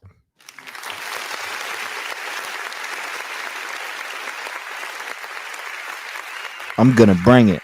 I like that. That's why we love Steve. Pieces of evidence in this case surround Kohberger's actions after the murders. Court TV legal correspondent Julia Janae reports. Handcuffed and dressed in a red jail uniform, Bryan Kohberger, the PhD student, made his first appearance as a defendant in a Pennsylvania courtroom. He was arrested at home with his parents on December 30th, wanted for the murders of Madison, Kaylee, Zaina, and Ethan, 4 college students in Moscow, Idaho. I did not imagine the investigation would lead to the Commonwealth of Pennsylvania. Pennsylvania State Police were asked for their help in his capture after Kohberger was identified as a suspect. Mr. Kohberger was. They're claiming that they're accusing the FBI of witness tampering. That's what Kohberger's defense is doing. Literally. Taken into custody without incident. This news of his arrest came as a shock to the small community near the Poconos. This place is known to be like a nice place, like it's a tourist place. It's the Mount Poconos. I mean, to hear this, it's so real for me. To be honest with you, it feels like a dream at this point. Not only is the area better known for We're its locked scenic mountain getaways, it's more than 2,500 miles from the crime scene. Bryan Kohberger waived his right to an extradition hearing inside of this courthouse in front of a judge and a packed courtroom that included his family. That waiver started the process for his transport back to Idaho to face those 4 counts of first-degree murder. Having read those documents and the sealed affidavits of probable cause, I definitely believe that one of the main reasons the defendant chose to waive extradition and hurry his return back to Idaho was the need to know what was in those documents. Those documents are expected to reveal some of the evidence against Kohberger, including details about a white Hyundai Elantra the police say was in the vicinity of the victim's apartment around the time of the murders.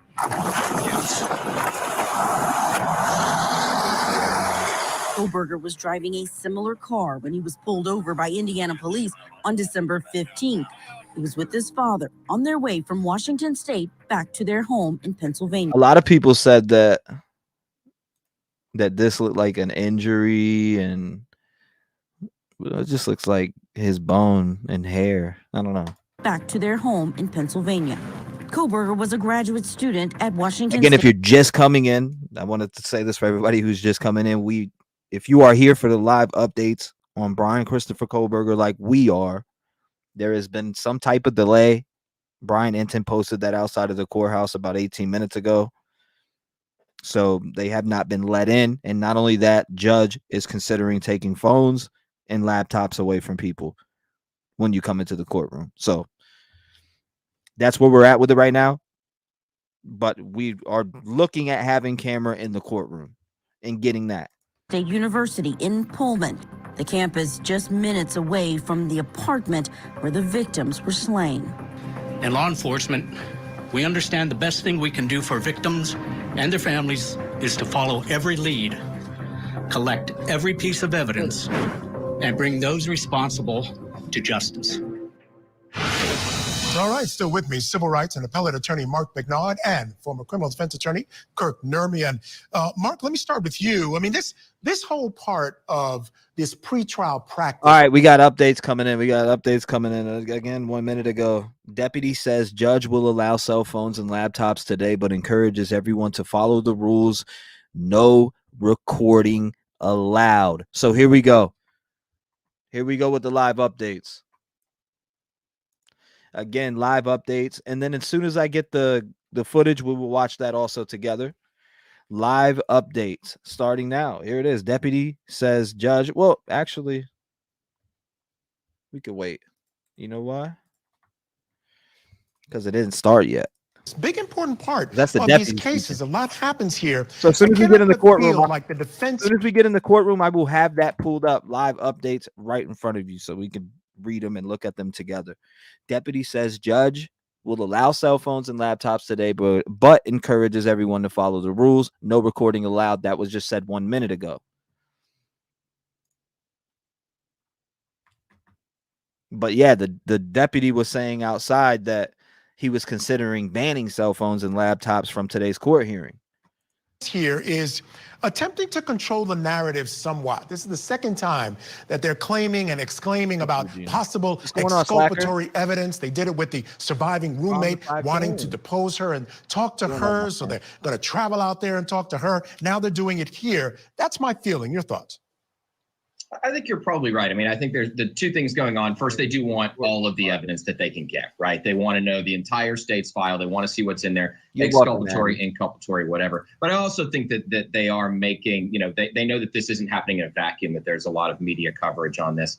And so they know that the more noise that they make about there's going to be exculpatory evidence, we don't know what all the evidence shows. I think that does set a narrative, especially in a case like this, where the only evidence is circumstantial, and it's not like there is a link between Mr. Kohberger and any of these alleged victims.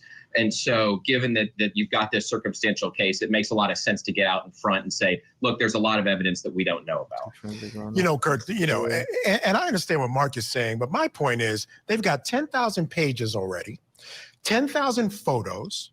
They have 9,200 tips they need to go through. And then, those could be helpful. You never know what's going to be in there. There's no body cam footage, but apparently there's 51 terabytes. Of course, there's 51 terabytes. When they went to the search warrant, when we watched the video on the search warrant, when they went to Bryan Kohberger's apartment, and you can hear him go, "Oh, fuck, he's going to be all over that." Talking about a fancy computer. And I wonder what was on that. Was there a model or something that he was like a model of a house or something? He was, what was on there? What did you see that disturbed you like that? Oh, fuck. Information that involves all kinds of different reports, that involves video evidence, all types of things. There's no way they've gone through all that to figure out the fact that there's nothing exculpatory and they want anything to be handed over. I think it's definitely something that they're doing purposefully.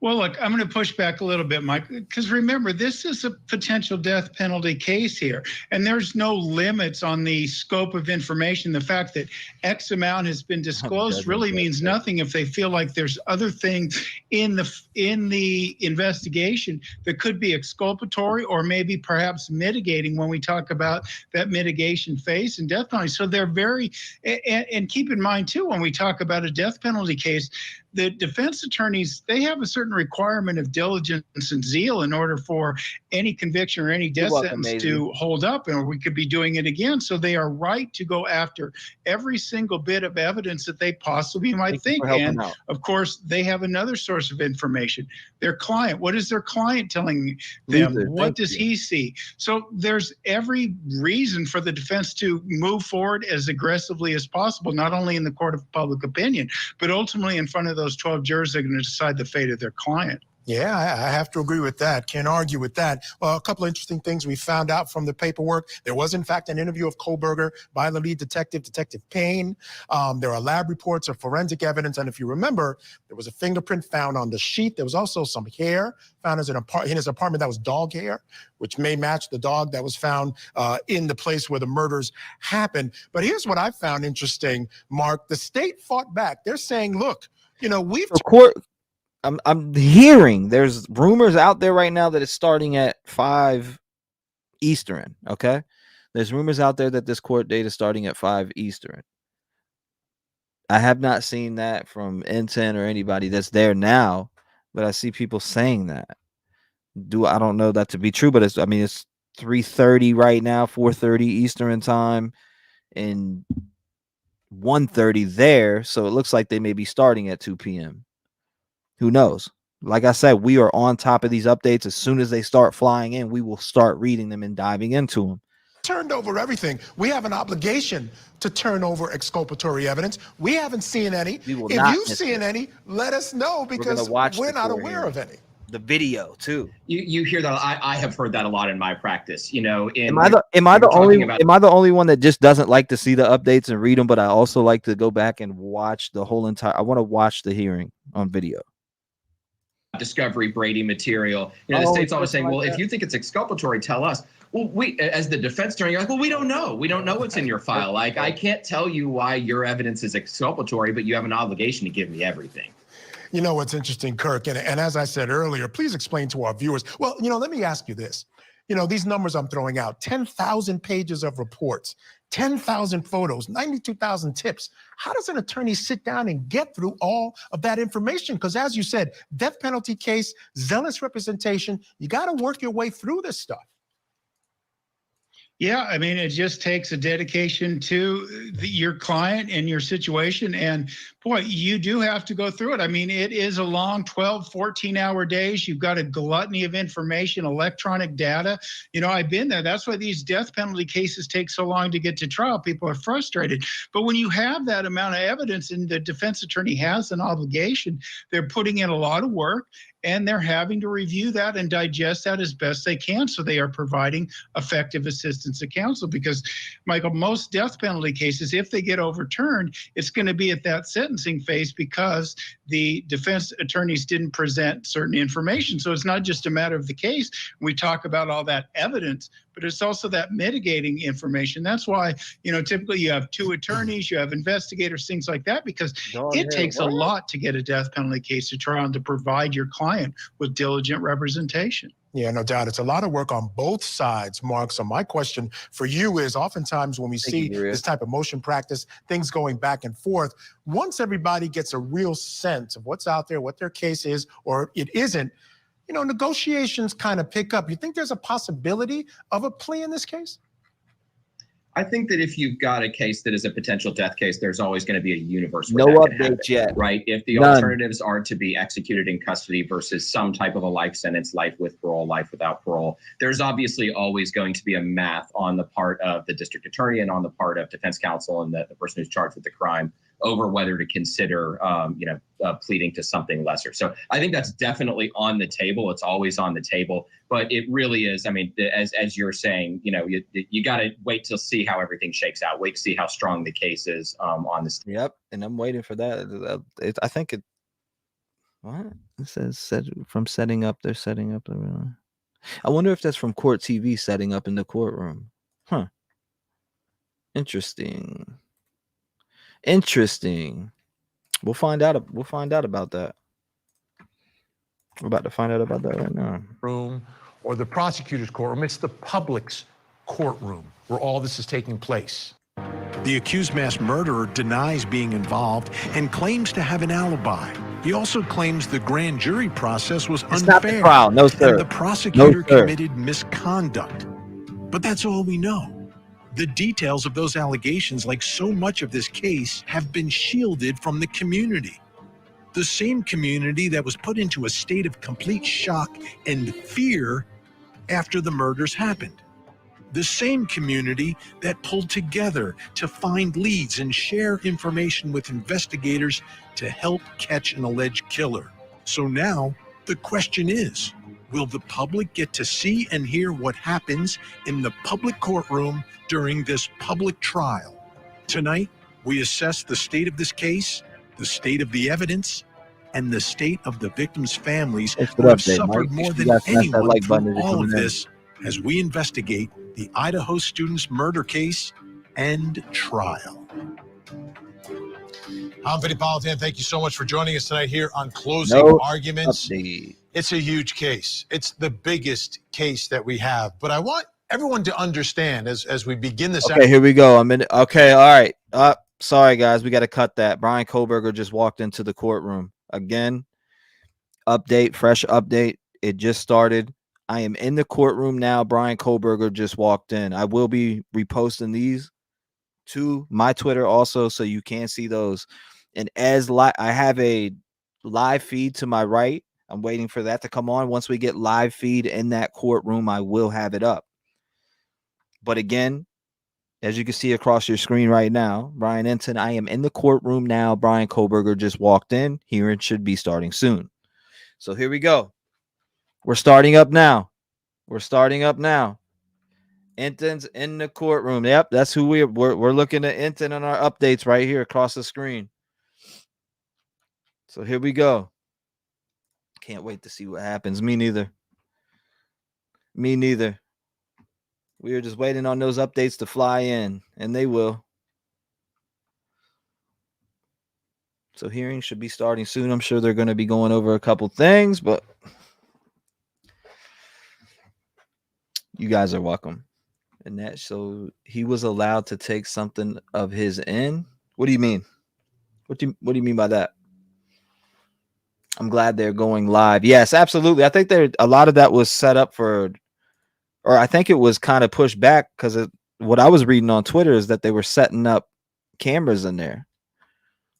That's what I just read on Twitter before. Hello as well. Time of Webster. Yeah. Biting my nails. Yeah, I'll update this every time. Okay, here we go. Kohberger judge says morning hearing was sealed because they were dealing with the procedures of the grand jury and there were a lot of details. Grand jury proceedings are secret, so it had to be sealed, he says. Again, fresh update. Court hearing has started for Bryan Kohberger. Kohberger judge says the morning hearing was sealed because they were dealing with the procedures of the grand jury and there was a lot of details. Grand jury proceedings are secret, so it had to be sealed, he says. Here we go on there. Nothing gonna happen in my opinion. Yeah, I mean, what's gonna happen? That grand jury indictment was sealed. Whatever they talked about on that, sealed. But that is the update, and it is reposted on my Twitter.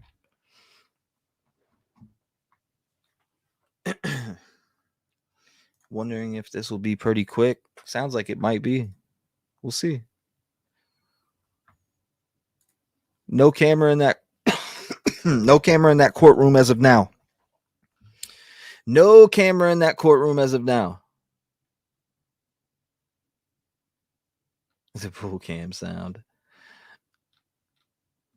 Can't remember. It was just posted on News Break. Just thought I'd share.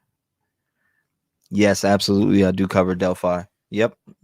I have since the day that happened to those young ladies. Nothing should ever be sealed in the death penalty case. Let's see what updates we got here. Okay, 10 seconds ago. This is why I like. All right, here we go. We got 2 different updates. Kohberger judge reminds people they are not allowed to record anything in the courtroom. He says rules have been violated in the past. We'll repost that.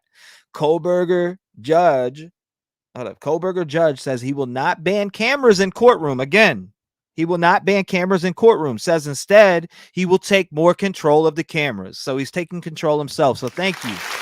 Give us some damn transparency. We want transparency, damn it. We need to repost that. So he is not banning cameras in the courtroom. That is a W. That is a W. That's a W for transparency. That is a W for transparency. I like that one. They're not banning cameras. That's great news, right, Joe? We talk about that a lot here on the channel, guys. We do. We talk about that a lot. I feel like there should be cameras in there. I mean, there's cameras on these high-profile people. I don't know. There's on even people I've never even heard of. You got cameras in all these different courtrooms, but Bryan Kohberger, one of the biggest U.S. cases as of right now. Kind of crazy. Let's see what updates we got here. Again, if you're just coming in, updates on the case. If you're looking for updates on the case on the court hearing of Bryan Kohberger, Kohberger judge says morning hearing was sealed because they were dealing with the procedures of the grand jury, and there were a lot of details. Grand jury proceedings are secret, so it had to be sealed, he says. So we go up here. The next update was Kohberger judge reminds people they are not allowed to record anything in the courtroom. He says rules have been violated in the past. Next update after that was Kohberger judge says he will not ban cameras in the courtroom. Says instead he will take more control of the cameras, which I like that. That's a W. Again, that is a W.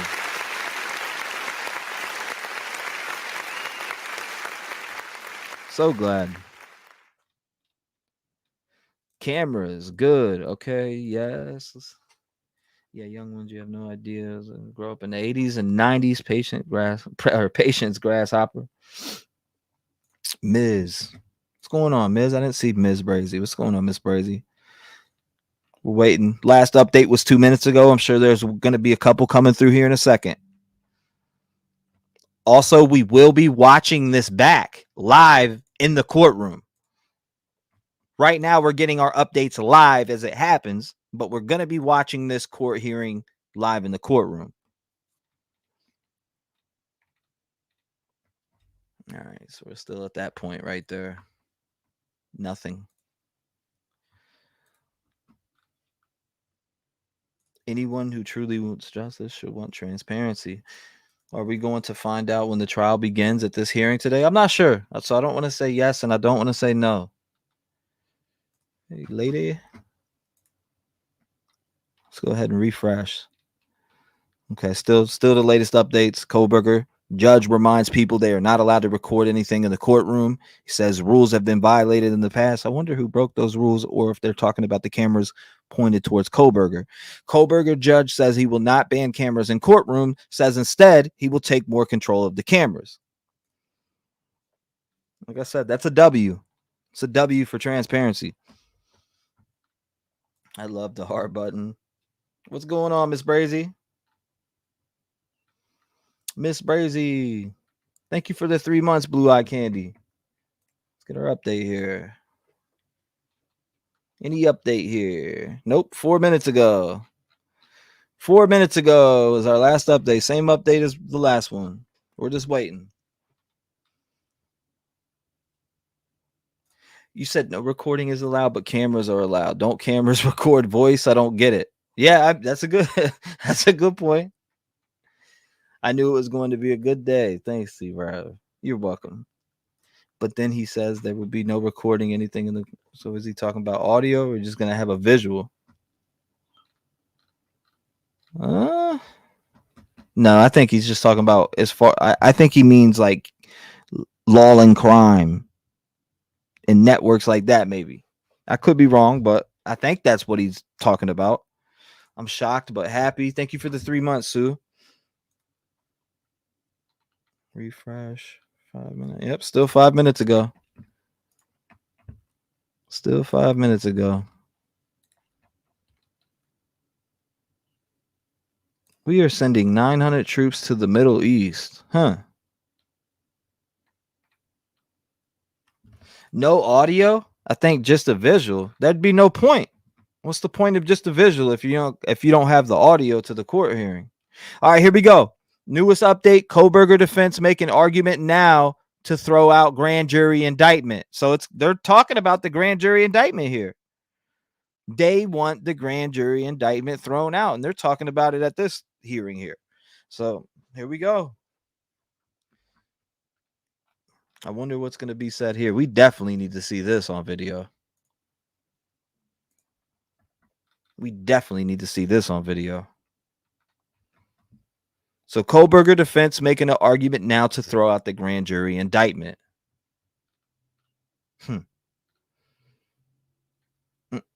Thank you, Miss Brazy. Thank you guys for the support. I appreciate it.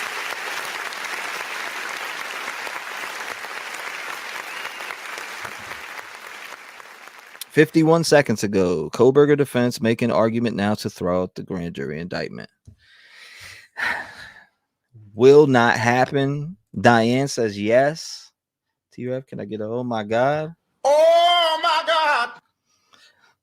Kohberger is not going to be happy. No way it will happen. Angelica says they want it, but never happen. Defense got to throw out everything at his and see what sticks. That was the last update right there. Biggest W yet is that they're not taking cameras out the courtroom, which leaves me to believe that they're talking about cameras, audio. Of course, there's going to be audio with the cameras. What's the point of recording with no audio? Right? Charlotte, I'm glad cameras are being allowed. This procedure should be clarified. A high-profile case that should be live streamed and documented, just like many of others. Great point. Thank you for the support to the channel, by the way, Charlotte News.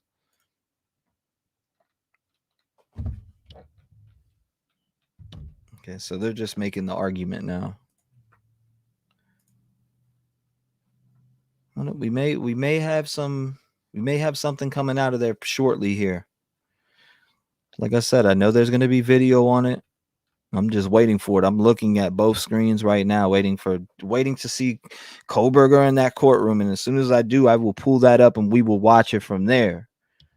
I wonder, will judge make the decision today? Seems like he likes to sit on these decisions. Right? Well, we'll talk about it again in January.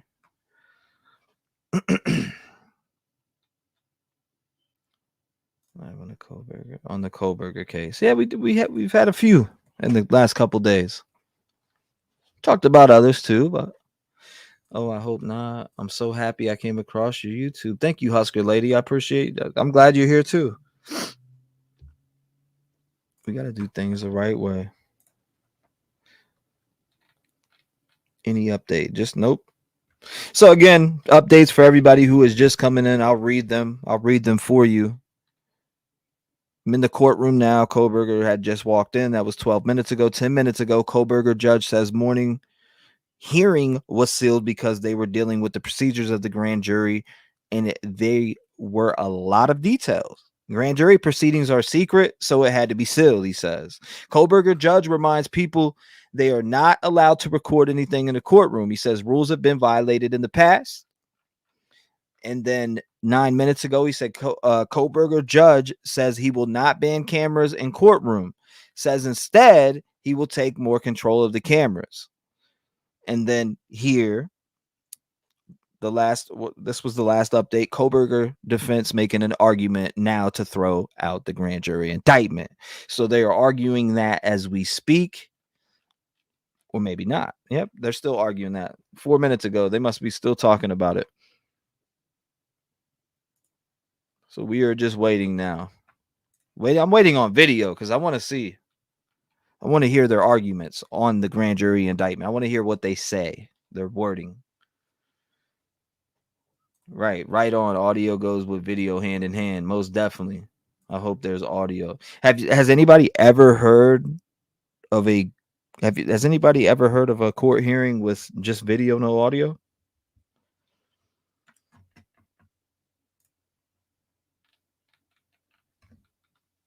So still 4 minutes ago, they must really be arguing this out.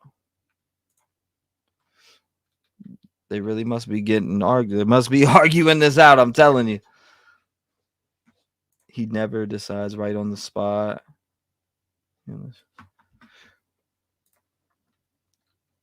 Let's see. Damn, they really must be going in on it.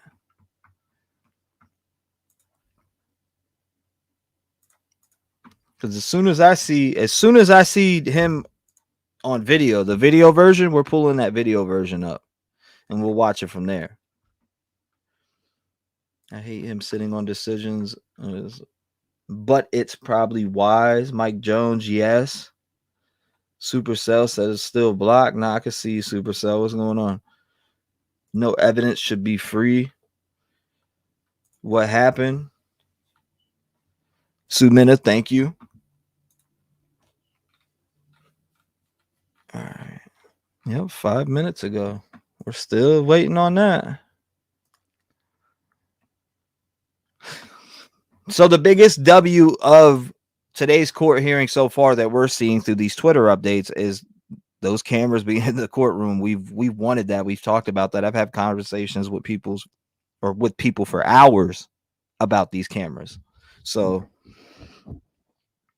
the fact that he's letting that go for now,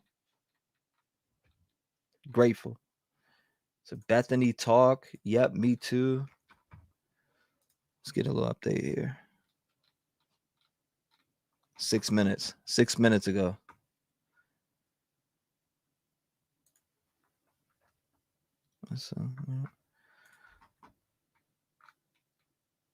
No.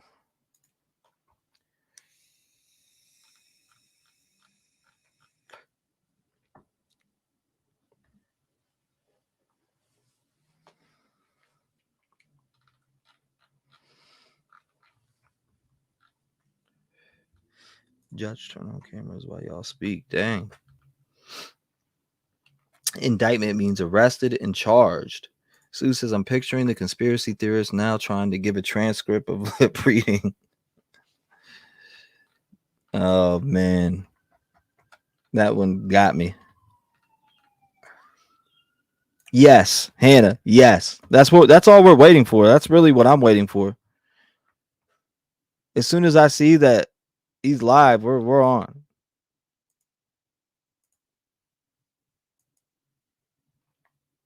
As soon as I see that.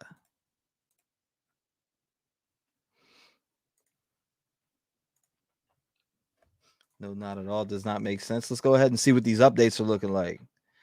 Yeah, they must be still arguing and talking about this. There must be some back and forth again. If you're just coming in for these updates, Kohberger judge reminds people that they are not allowed to record anything in the courtroom. He says rules have been violated in the past. He also said morning hearing was sealed because of the grand jury indictment and that it was secret.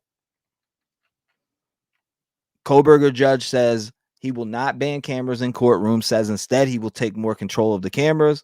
And then that last update was 8 minutes ago, which I'm thinking there's an argument going on right now about this. Kohberger defense making an argument to now get the grand jury indictment thrown out. So that's what we're currently waiting to see what was said back. I'm not seeing that. So let's see if it's in here. Nope. Can't wait to hear his argument, says Leslie in those comments. Be able to watch Andrew Burkett also live. Let's get her done.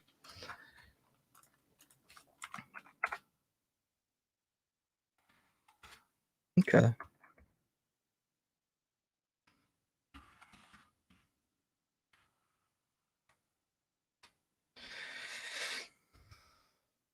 Put them sneakers on, Brian. You're walking. If they're talking about the GJ, and that's probably why they haven't put the cameras on yet. No, it's not that they haven't put the cameras on yet, but it has to be delayed, right? That was the thing.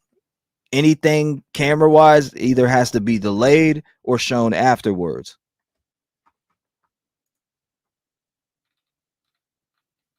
But there is media in the courtroom right now. There is live media in the courtroom as we speak right now, hearing everything.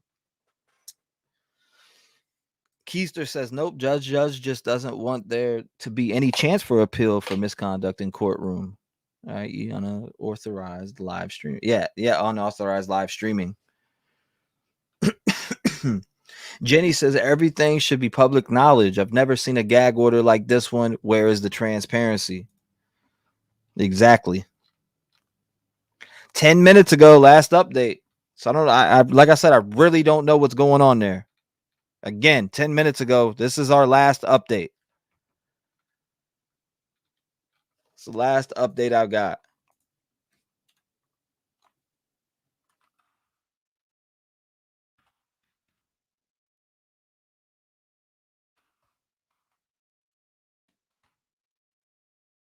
Let's see.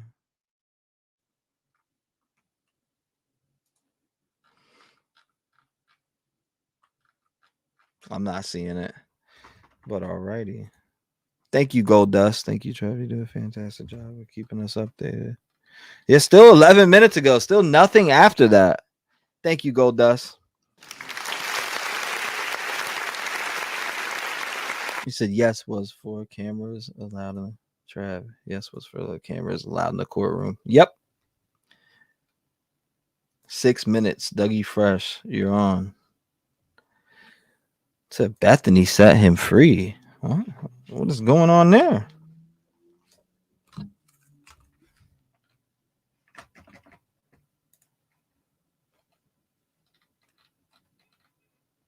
$11 minutes ago, still nothing.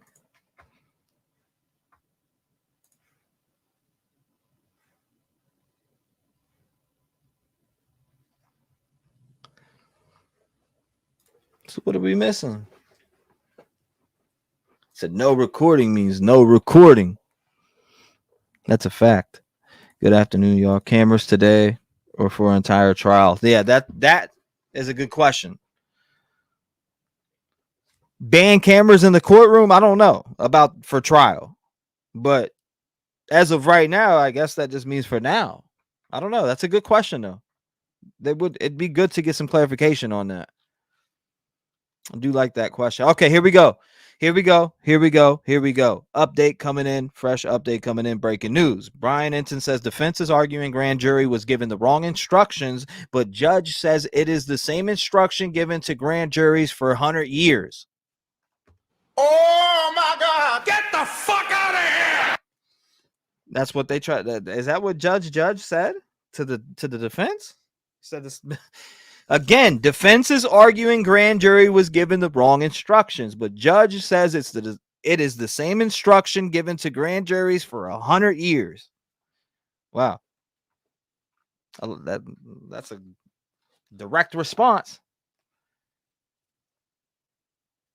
Is it true? Can you put your PayPal super chats or a ripoff? Oh, you talking about 730?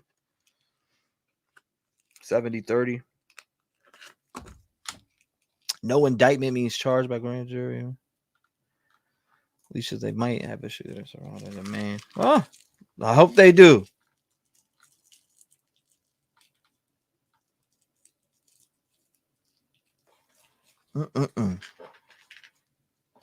This isn't going to end. Let's go back and read. I actually need to repost that, by the way. Repost. So again, defense is arguing the grand jury was given the wrong instructions, but judge says it is the same instruction given to grand juries for 100 years. Woo.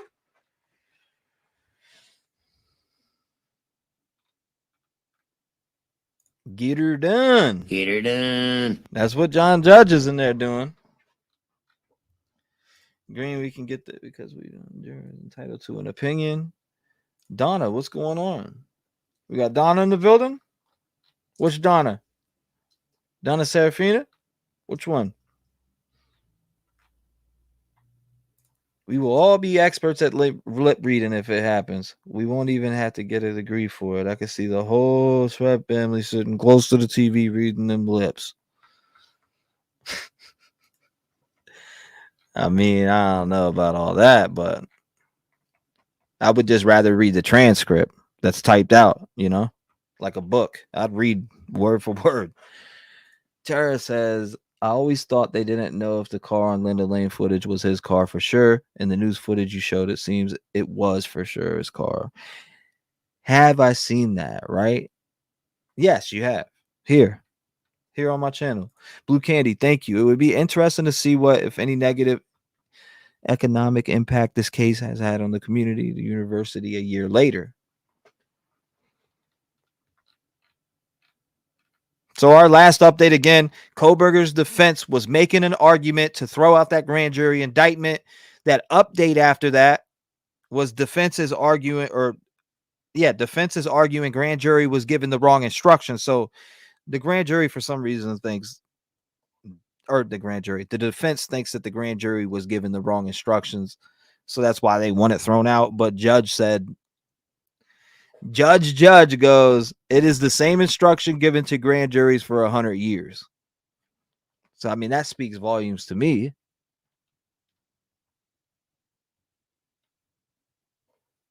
What's going on, Zoe? Welcome.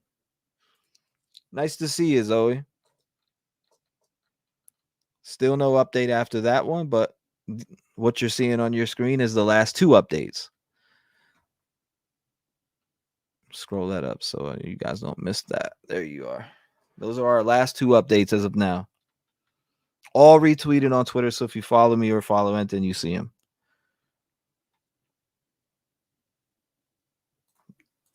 Sam Squinch says, I would imagine that it has impacted the community financially. All big murder cases such as this one always has an impact. Life's Crazy says, hopefully the media isn't jacking up the opportunity to be there. Hope they didn't get kicked out. Let's refresh that. 16 minutes. All right. Yeah. So that last update was 4 minutes ago. They're still arguing it out. They're still having a conversation. Oh my God.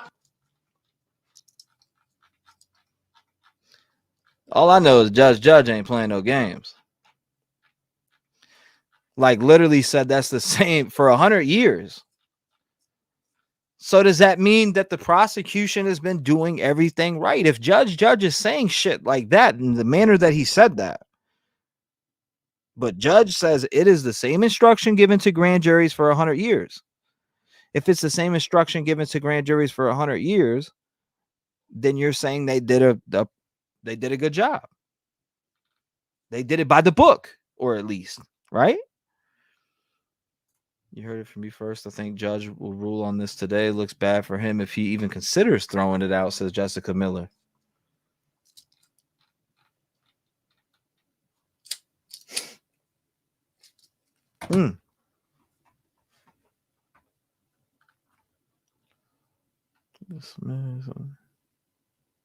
I bet Judge face getting red. Lay the gavel down on him. If it is dismissed, it will. Waiting for that live update. We still have no video footage of him being in the courtroom. And as soon as that comes out, we will be on it.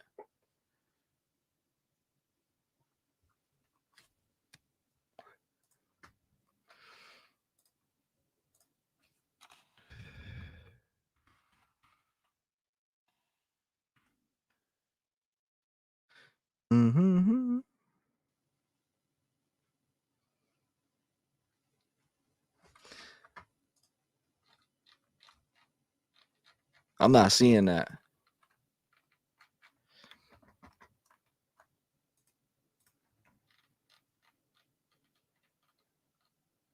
Yep, that was the last update.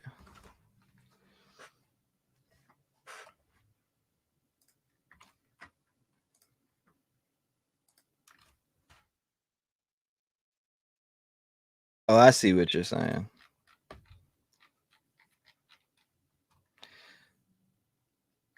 So 3 minutes ago, what? Loggins argues that up until 1980s, prosecutors routinely instructed grand juries with beyond a reasonable doubt. What is that standard? Based on the statutory language, the Supreme Court adopted the rule to stop them from doing that. So I see they got a little argument going on there. There is some more in depth out there, I see.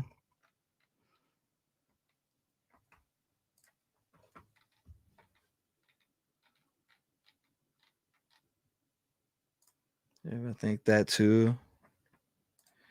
Again, Logsdon argues that up until 1980s, prosecutors routinely instructed grand juries with beyond a reasonable doubt standard based on the statutory language. The Supreme Court adopted the rule to stop them from doing that. That was 3 minutes ago from someone else who's in the courtroom. Logsdon argues that the indictment can be converted to a presentment in state still gets what it wants, but the defense gets a preliminary hearing. Wow. Okay. So I didn't even see these ones coming in either.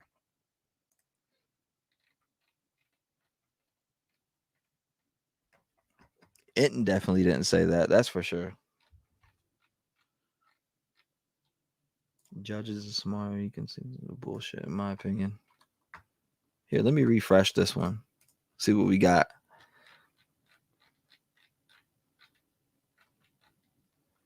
Okay, so women, neither Logsdon or judge, neither Logsdon or judge knows if the presentment process has ever been used. Logsdon calls it grand jury light. It gets treated more like a complaint.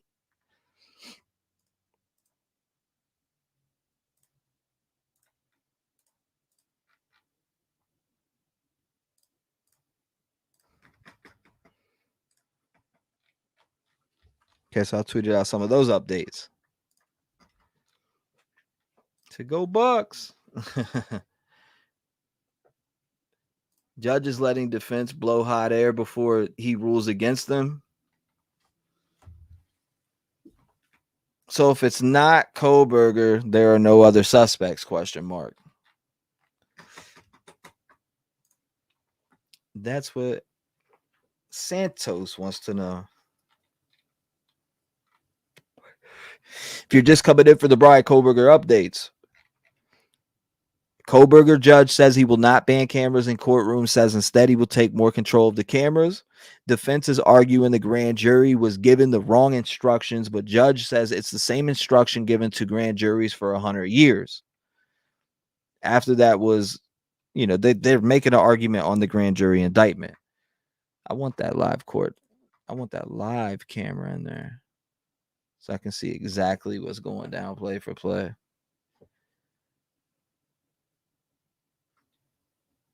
Oh, Dennis Mastermind. Soul Case is killing us softly.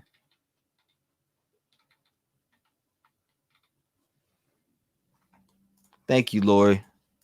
It's true.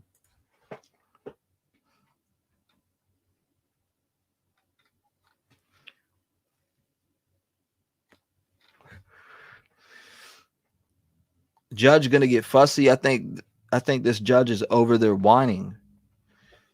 Can't see this grand jury indictment being thrown out by judge. This judge likes to engage with the lawyers in court, which is why today's hearing is taking so long, says Pamela. Yeah, I haven't seen an update from Enton.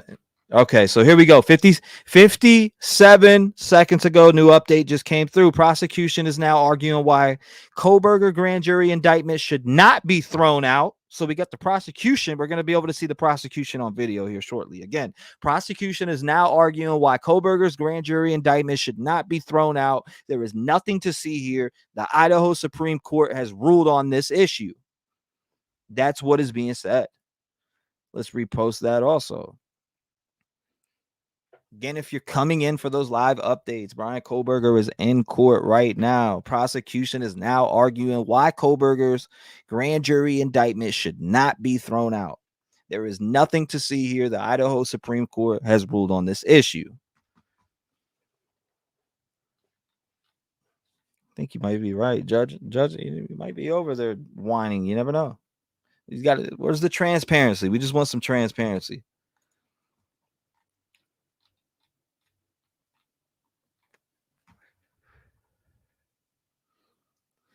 You said, how are they not going to have a live broadcast? Nah, they're going to. They just got to wait. It has to be delayed.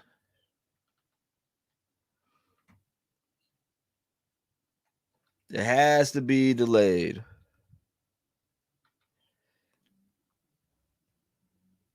Judge under pressure. Yep, the Supreme Court rulings. Defense is attacking for this particular case.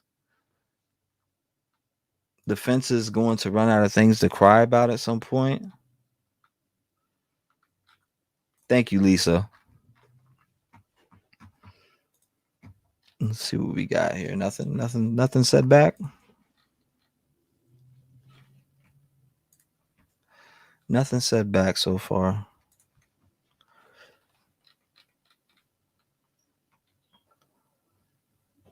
There's nothing to see here. There's nothing to see here. The Idaho Supreme Court has ruled on this issue.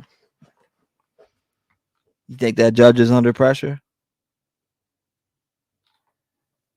Cold vodka. Some of the news crews need to remember we are on thin ice, and they need to quit focusing on his face scratch, making this horrible. Yeah, absolutely. He specifically said face whoever's speaking, right? So if the prosecution speaking, put the camera on the prosecution. If the judge is speaking, put the camera on the judge. I mean, it's really not that hard. Don't mess it up because they're going to, keep the cameras in the courtroom. But the more you stay focused on Kohberger, the more they're going to keep banning these cameras and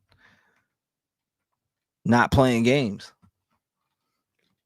We don't want that shit to be like Lori Vallow.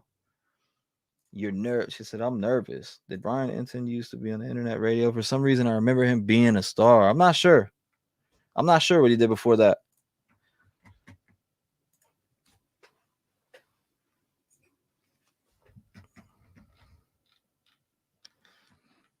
So 4 minutes. Let's go back over here and look at this one. There's somebody else in that courtroom, and I'm looking at their updates too. Let's check it out. Logsden argues, what is that? Edmondson wasn't about. Here, I'll post this in chat so you guys can see what I'm talking about.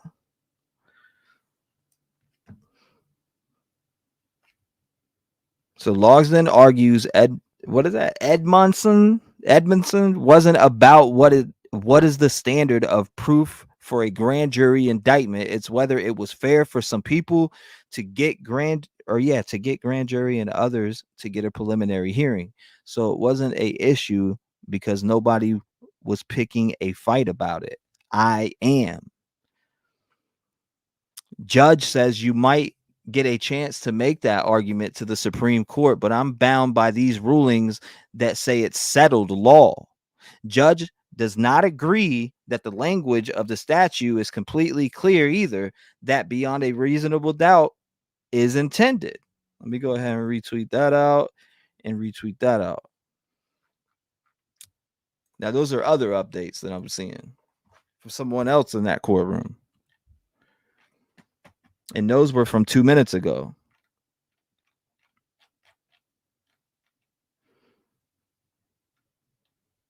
So Logsden, here, I'll post it. I'll copy it and show you in chat. Let me do it this way so you can see.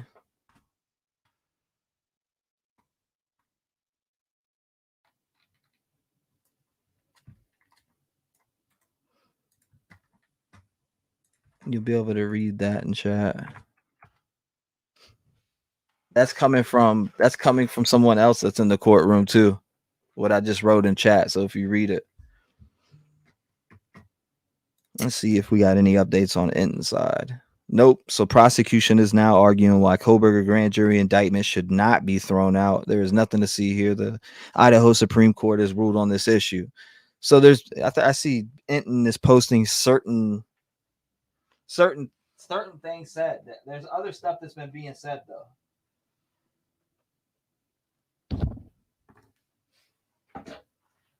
There is definitely other stuff that is being said.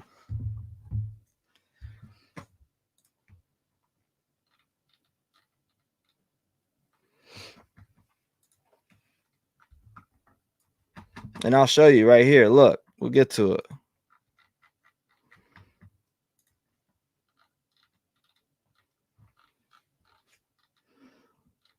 So this 1 minute ago, they never settled this question because nobody had ever brought it up.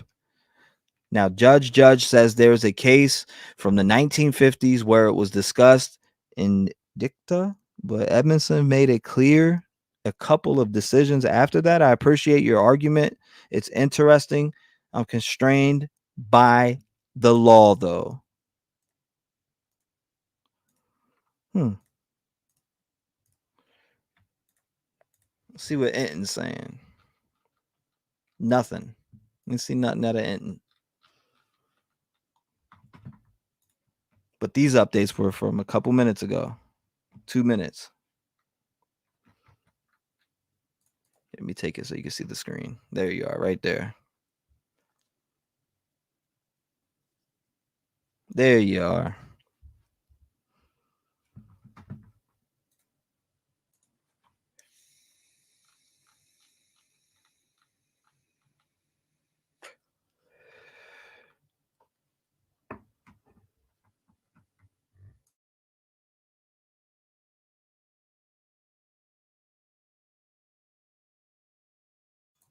See nothing on the update. Let's see what she has. She's been updating super fast.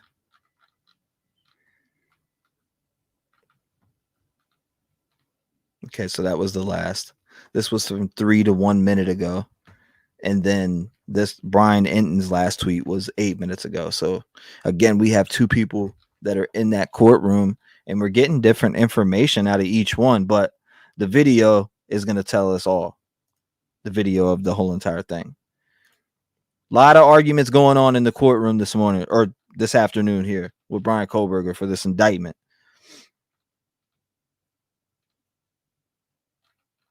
See if she dropped anything else down here. Here's some of the other ones you guys may not seen.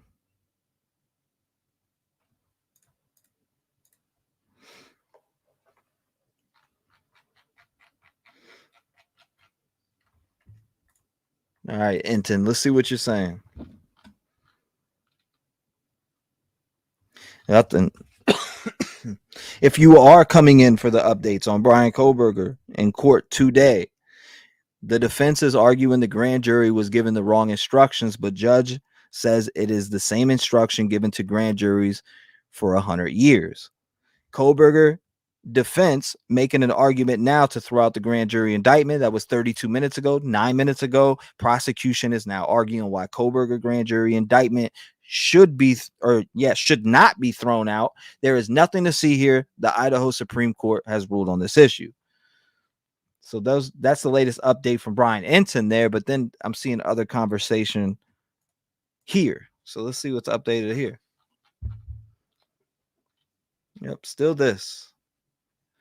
Logsden argues they decided by adopting the rule, but if it is a procedural rule, that means the court can decide how much evidence the state has to present to lock people up.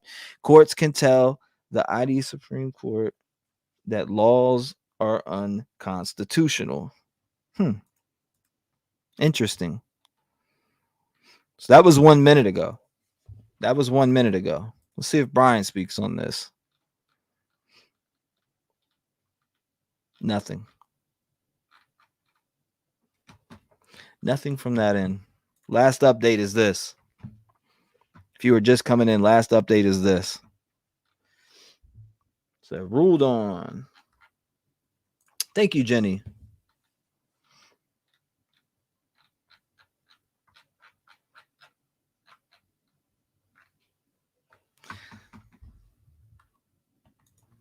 Let's see if she said anything else after that. Okay, so we've seen. Okay, 58 seconds ago. Court says, I appreciate the argument. I think it's very creative. I appreciate the journey back through history, but the whole of modern, what? Precedence? Jurisprudence, whatever word that is, on the issue is against it, as well as it at least one founding father of the state.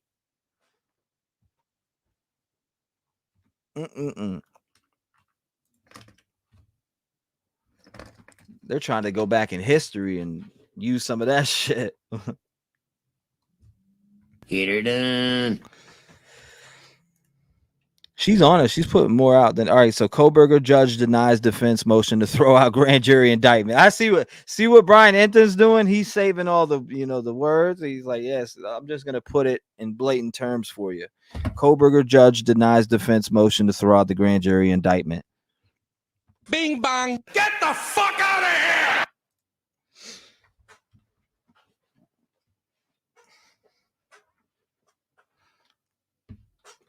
Said judge already compromised. He is done, officially denied. Oh my God. Damn. Yep. There it is. That's what we wanted to see. Uh-oh. Waiting for that video.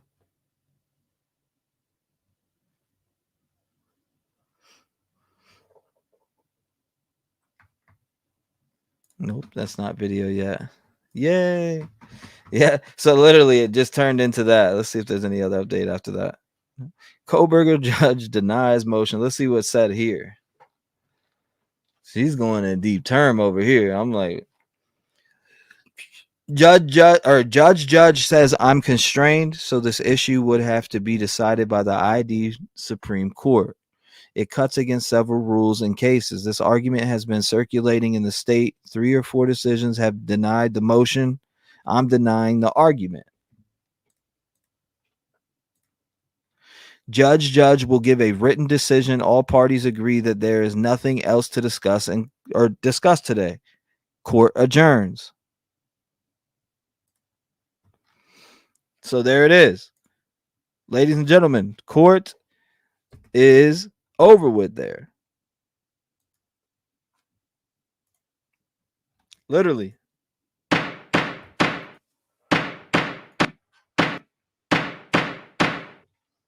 It's over with. Done.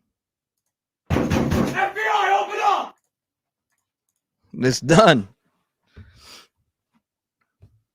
I'll tell you in 2 seconds.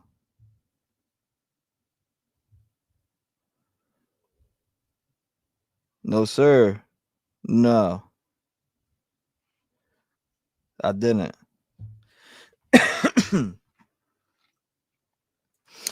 Court adjourned. What happens next? I want to see I really want to see the video. They don't have it out yet. That's what we're waiting for.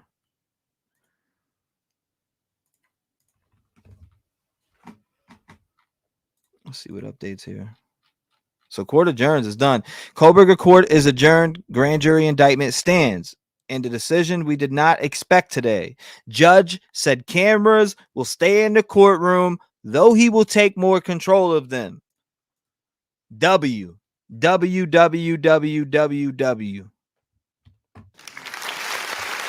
bong.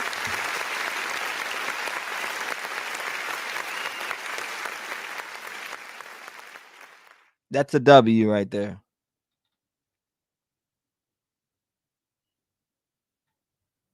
Said John buffing the politics, another level of suppression. Now it goes to Supreme Court. Does it go to the Supreme Court, ladies and gentlemen? Does it go to Supreme Court? We'll find out.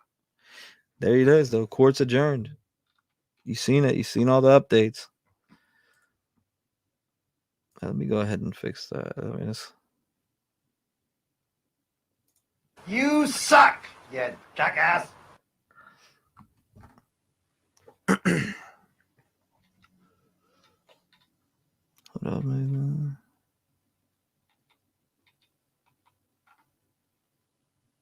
Hey, listen.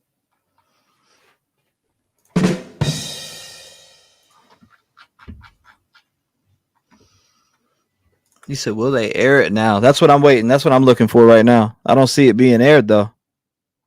I don't even see it being aired, and that's what we're waiting. We're waiting to see. I think the defense expected the denial, but as a defense attorney, she's doing her freaking job. Hannah says, will this be aired? Yes, it's going to be aired.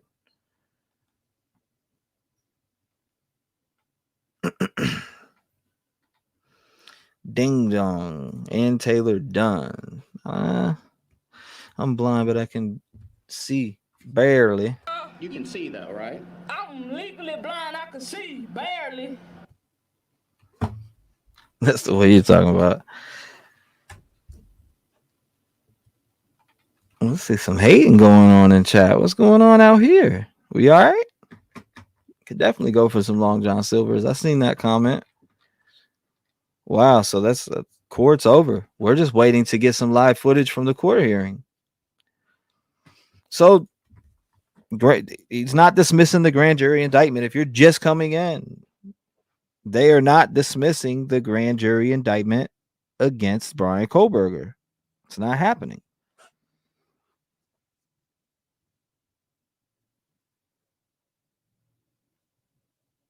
So there's that. Not dismissing it. You said you need the not today. What, you got to have the... I wanna see you out that door, baby. Bye, bye, bye. Main escapee surrounded. Is that what we're moving on to? Let's check.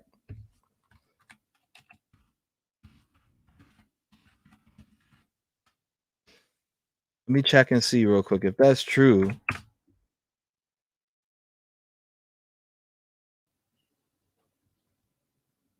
I don't see that. Appeal that. That's a win. That's a definitely win. So we get cameras in the courtroom now. So it's a win. Appeal that. Green Lantern. My man, Green Lantern said appeal that.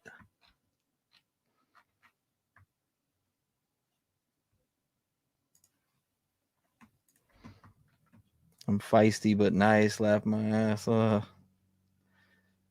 Best soundbite ever. Which one?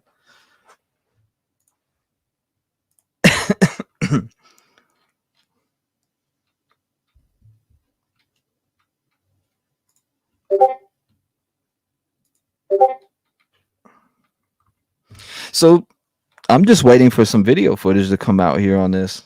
These updates we've gotten, and like I said, Kohberger judge denies defense motion to throw out grand jury indictment. Look like Brian Enton was just really saving to put out the major updates. Kohberger court is adjourned. Grand jury indictment stands in a decision we did not expect today. Judge said cameras will stay in courtroom, though he will take more control of them, which is awesome to hear. BK is getting nervous now, I bet. Hey guys, did you hear that guy that the judge was found? Yeah, I did hear about that. Pedro, right? You talk about Pedro and the judge. Yeah, I definitely did hear about that. What was the judge's name? Andrew Wilkinson or something like that? News Nation house surrounded. Yeah. You said News Nation. House surrounded News Nation. That sounds like you're right, though. You never know. I'm gonna go look myself. I'll find out. I don't see it though. I'm not seeing it.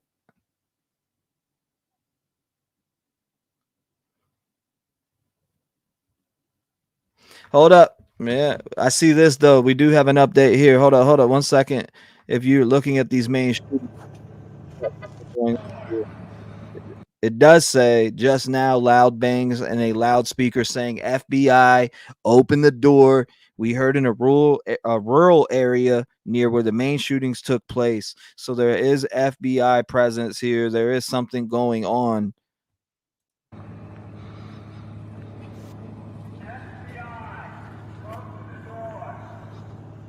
You heard it.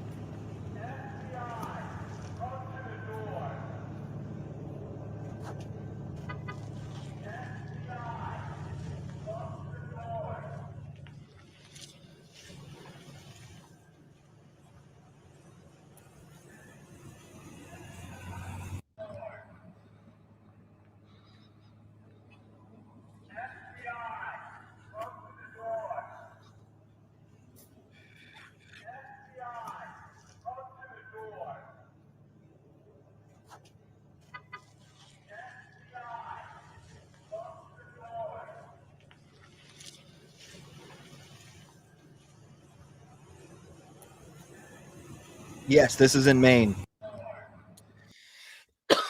This is in Maine 19 minutes ago.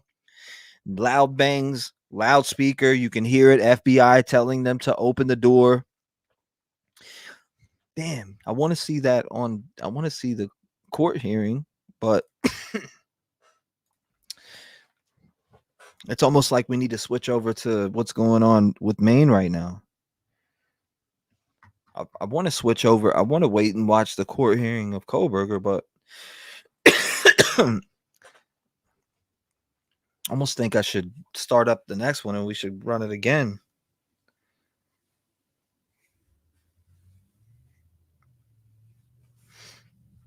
Said he's confirmed dead. Let's see what's going on.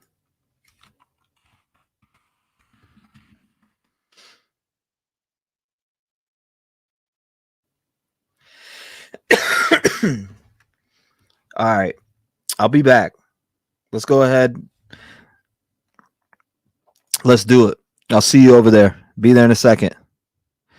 Actually, you know what? Hold on. Let's just set it up right here. I'm going to set it up right here. We're going to jump straight over onto it. We're going to pull up create this here, that.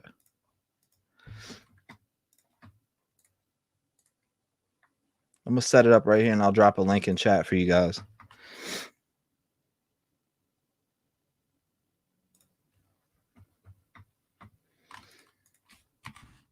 Things are heating up right now. Wow.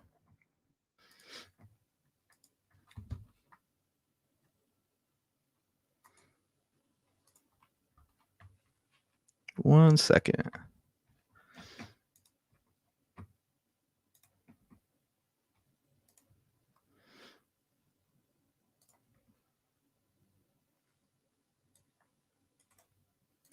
All right, here it is.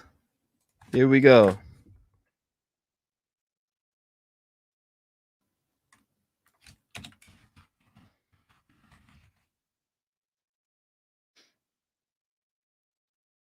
All right, I just created it. I just created that other live. I'm glad we were able to see this. I want to make sure we're good here. Collect. Okay, I got that set up. Present. Boom.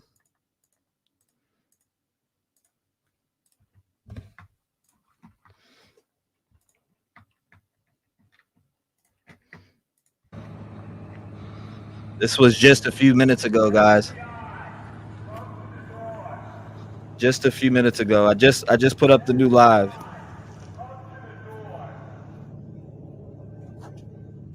I just put up the new live.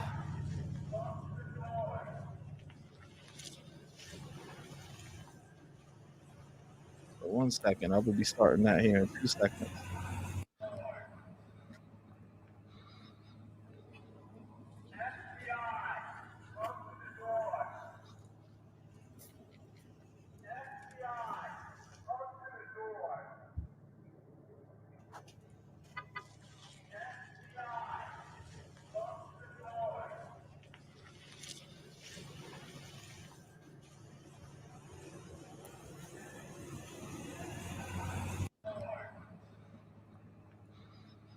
All right, we're up. Make sure you join.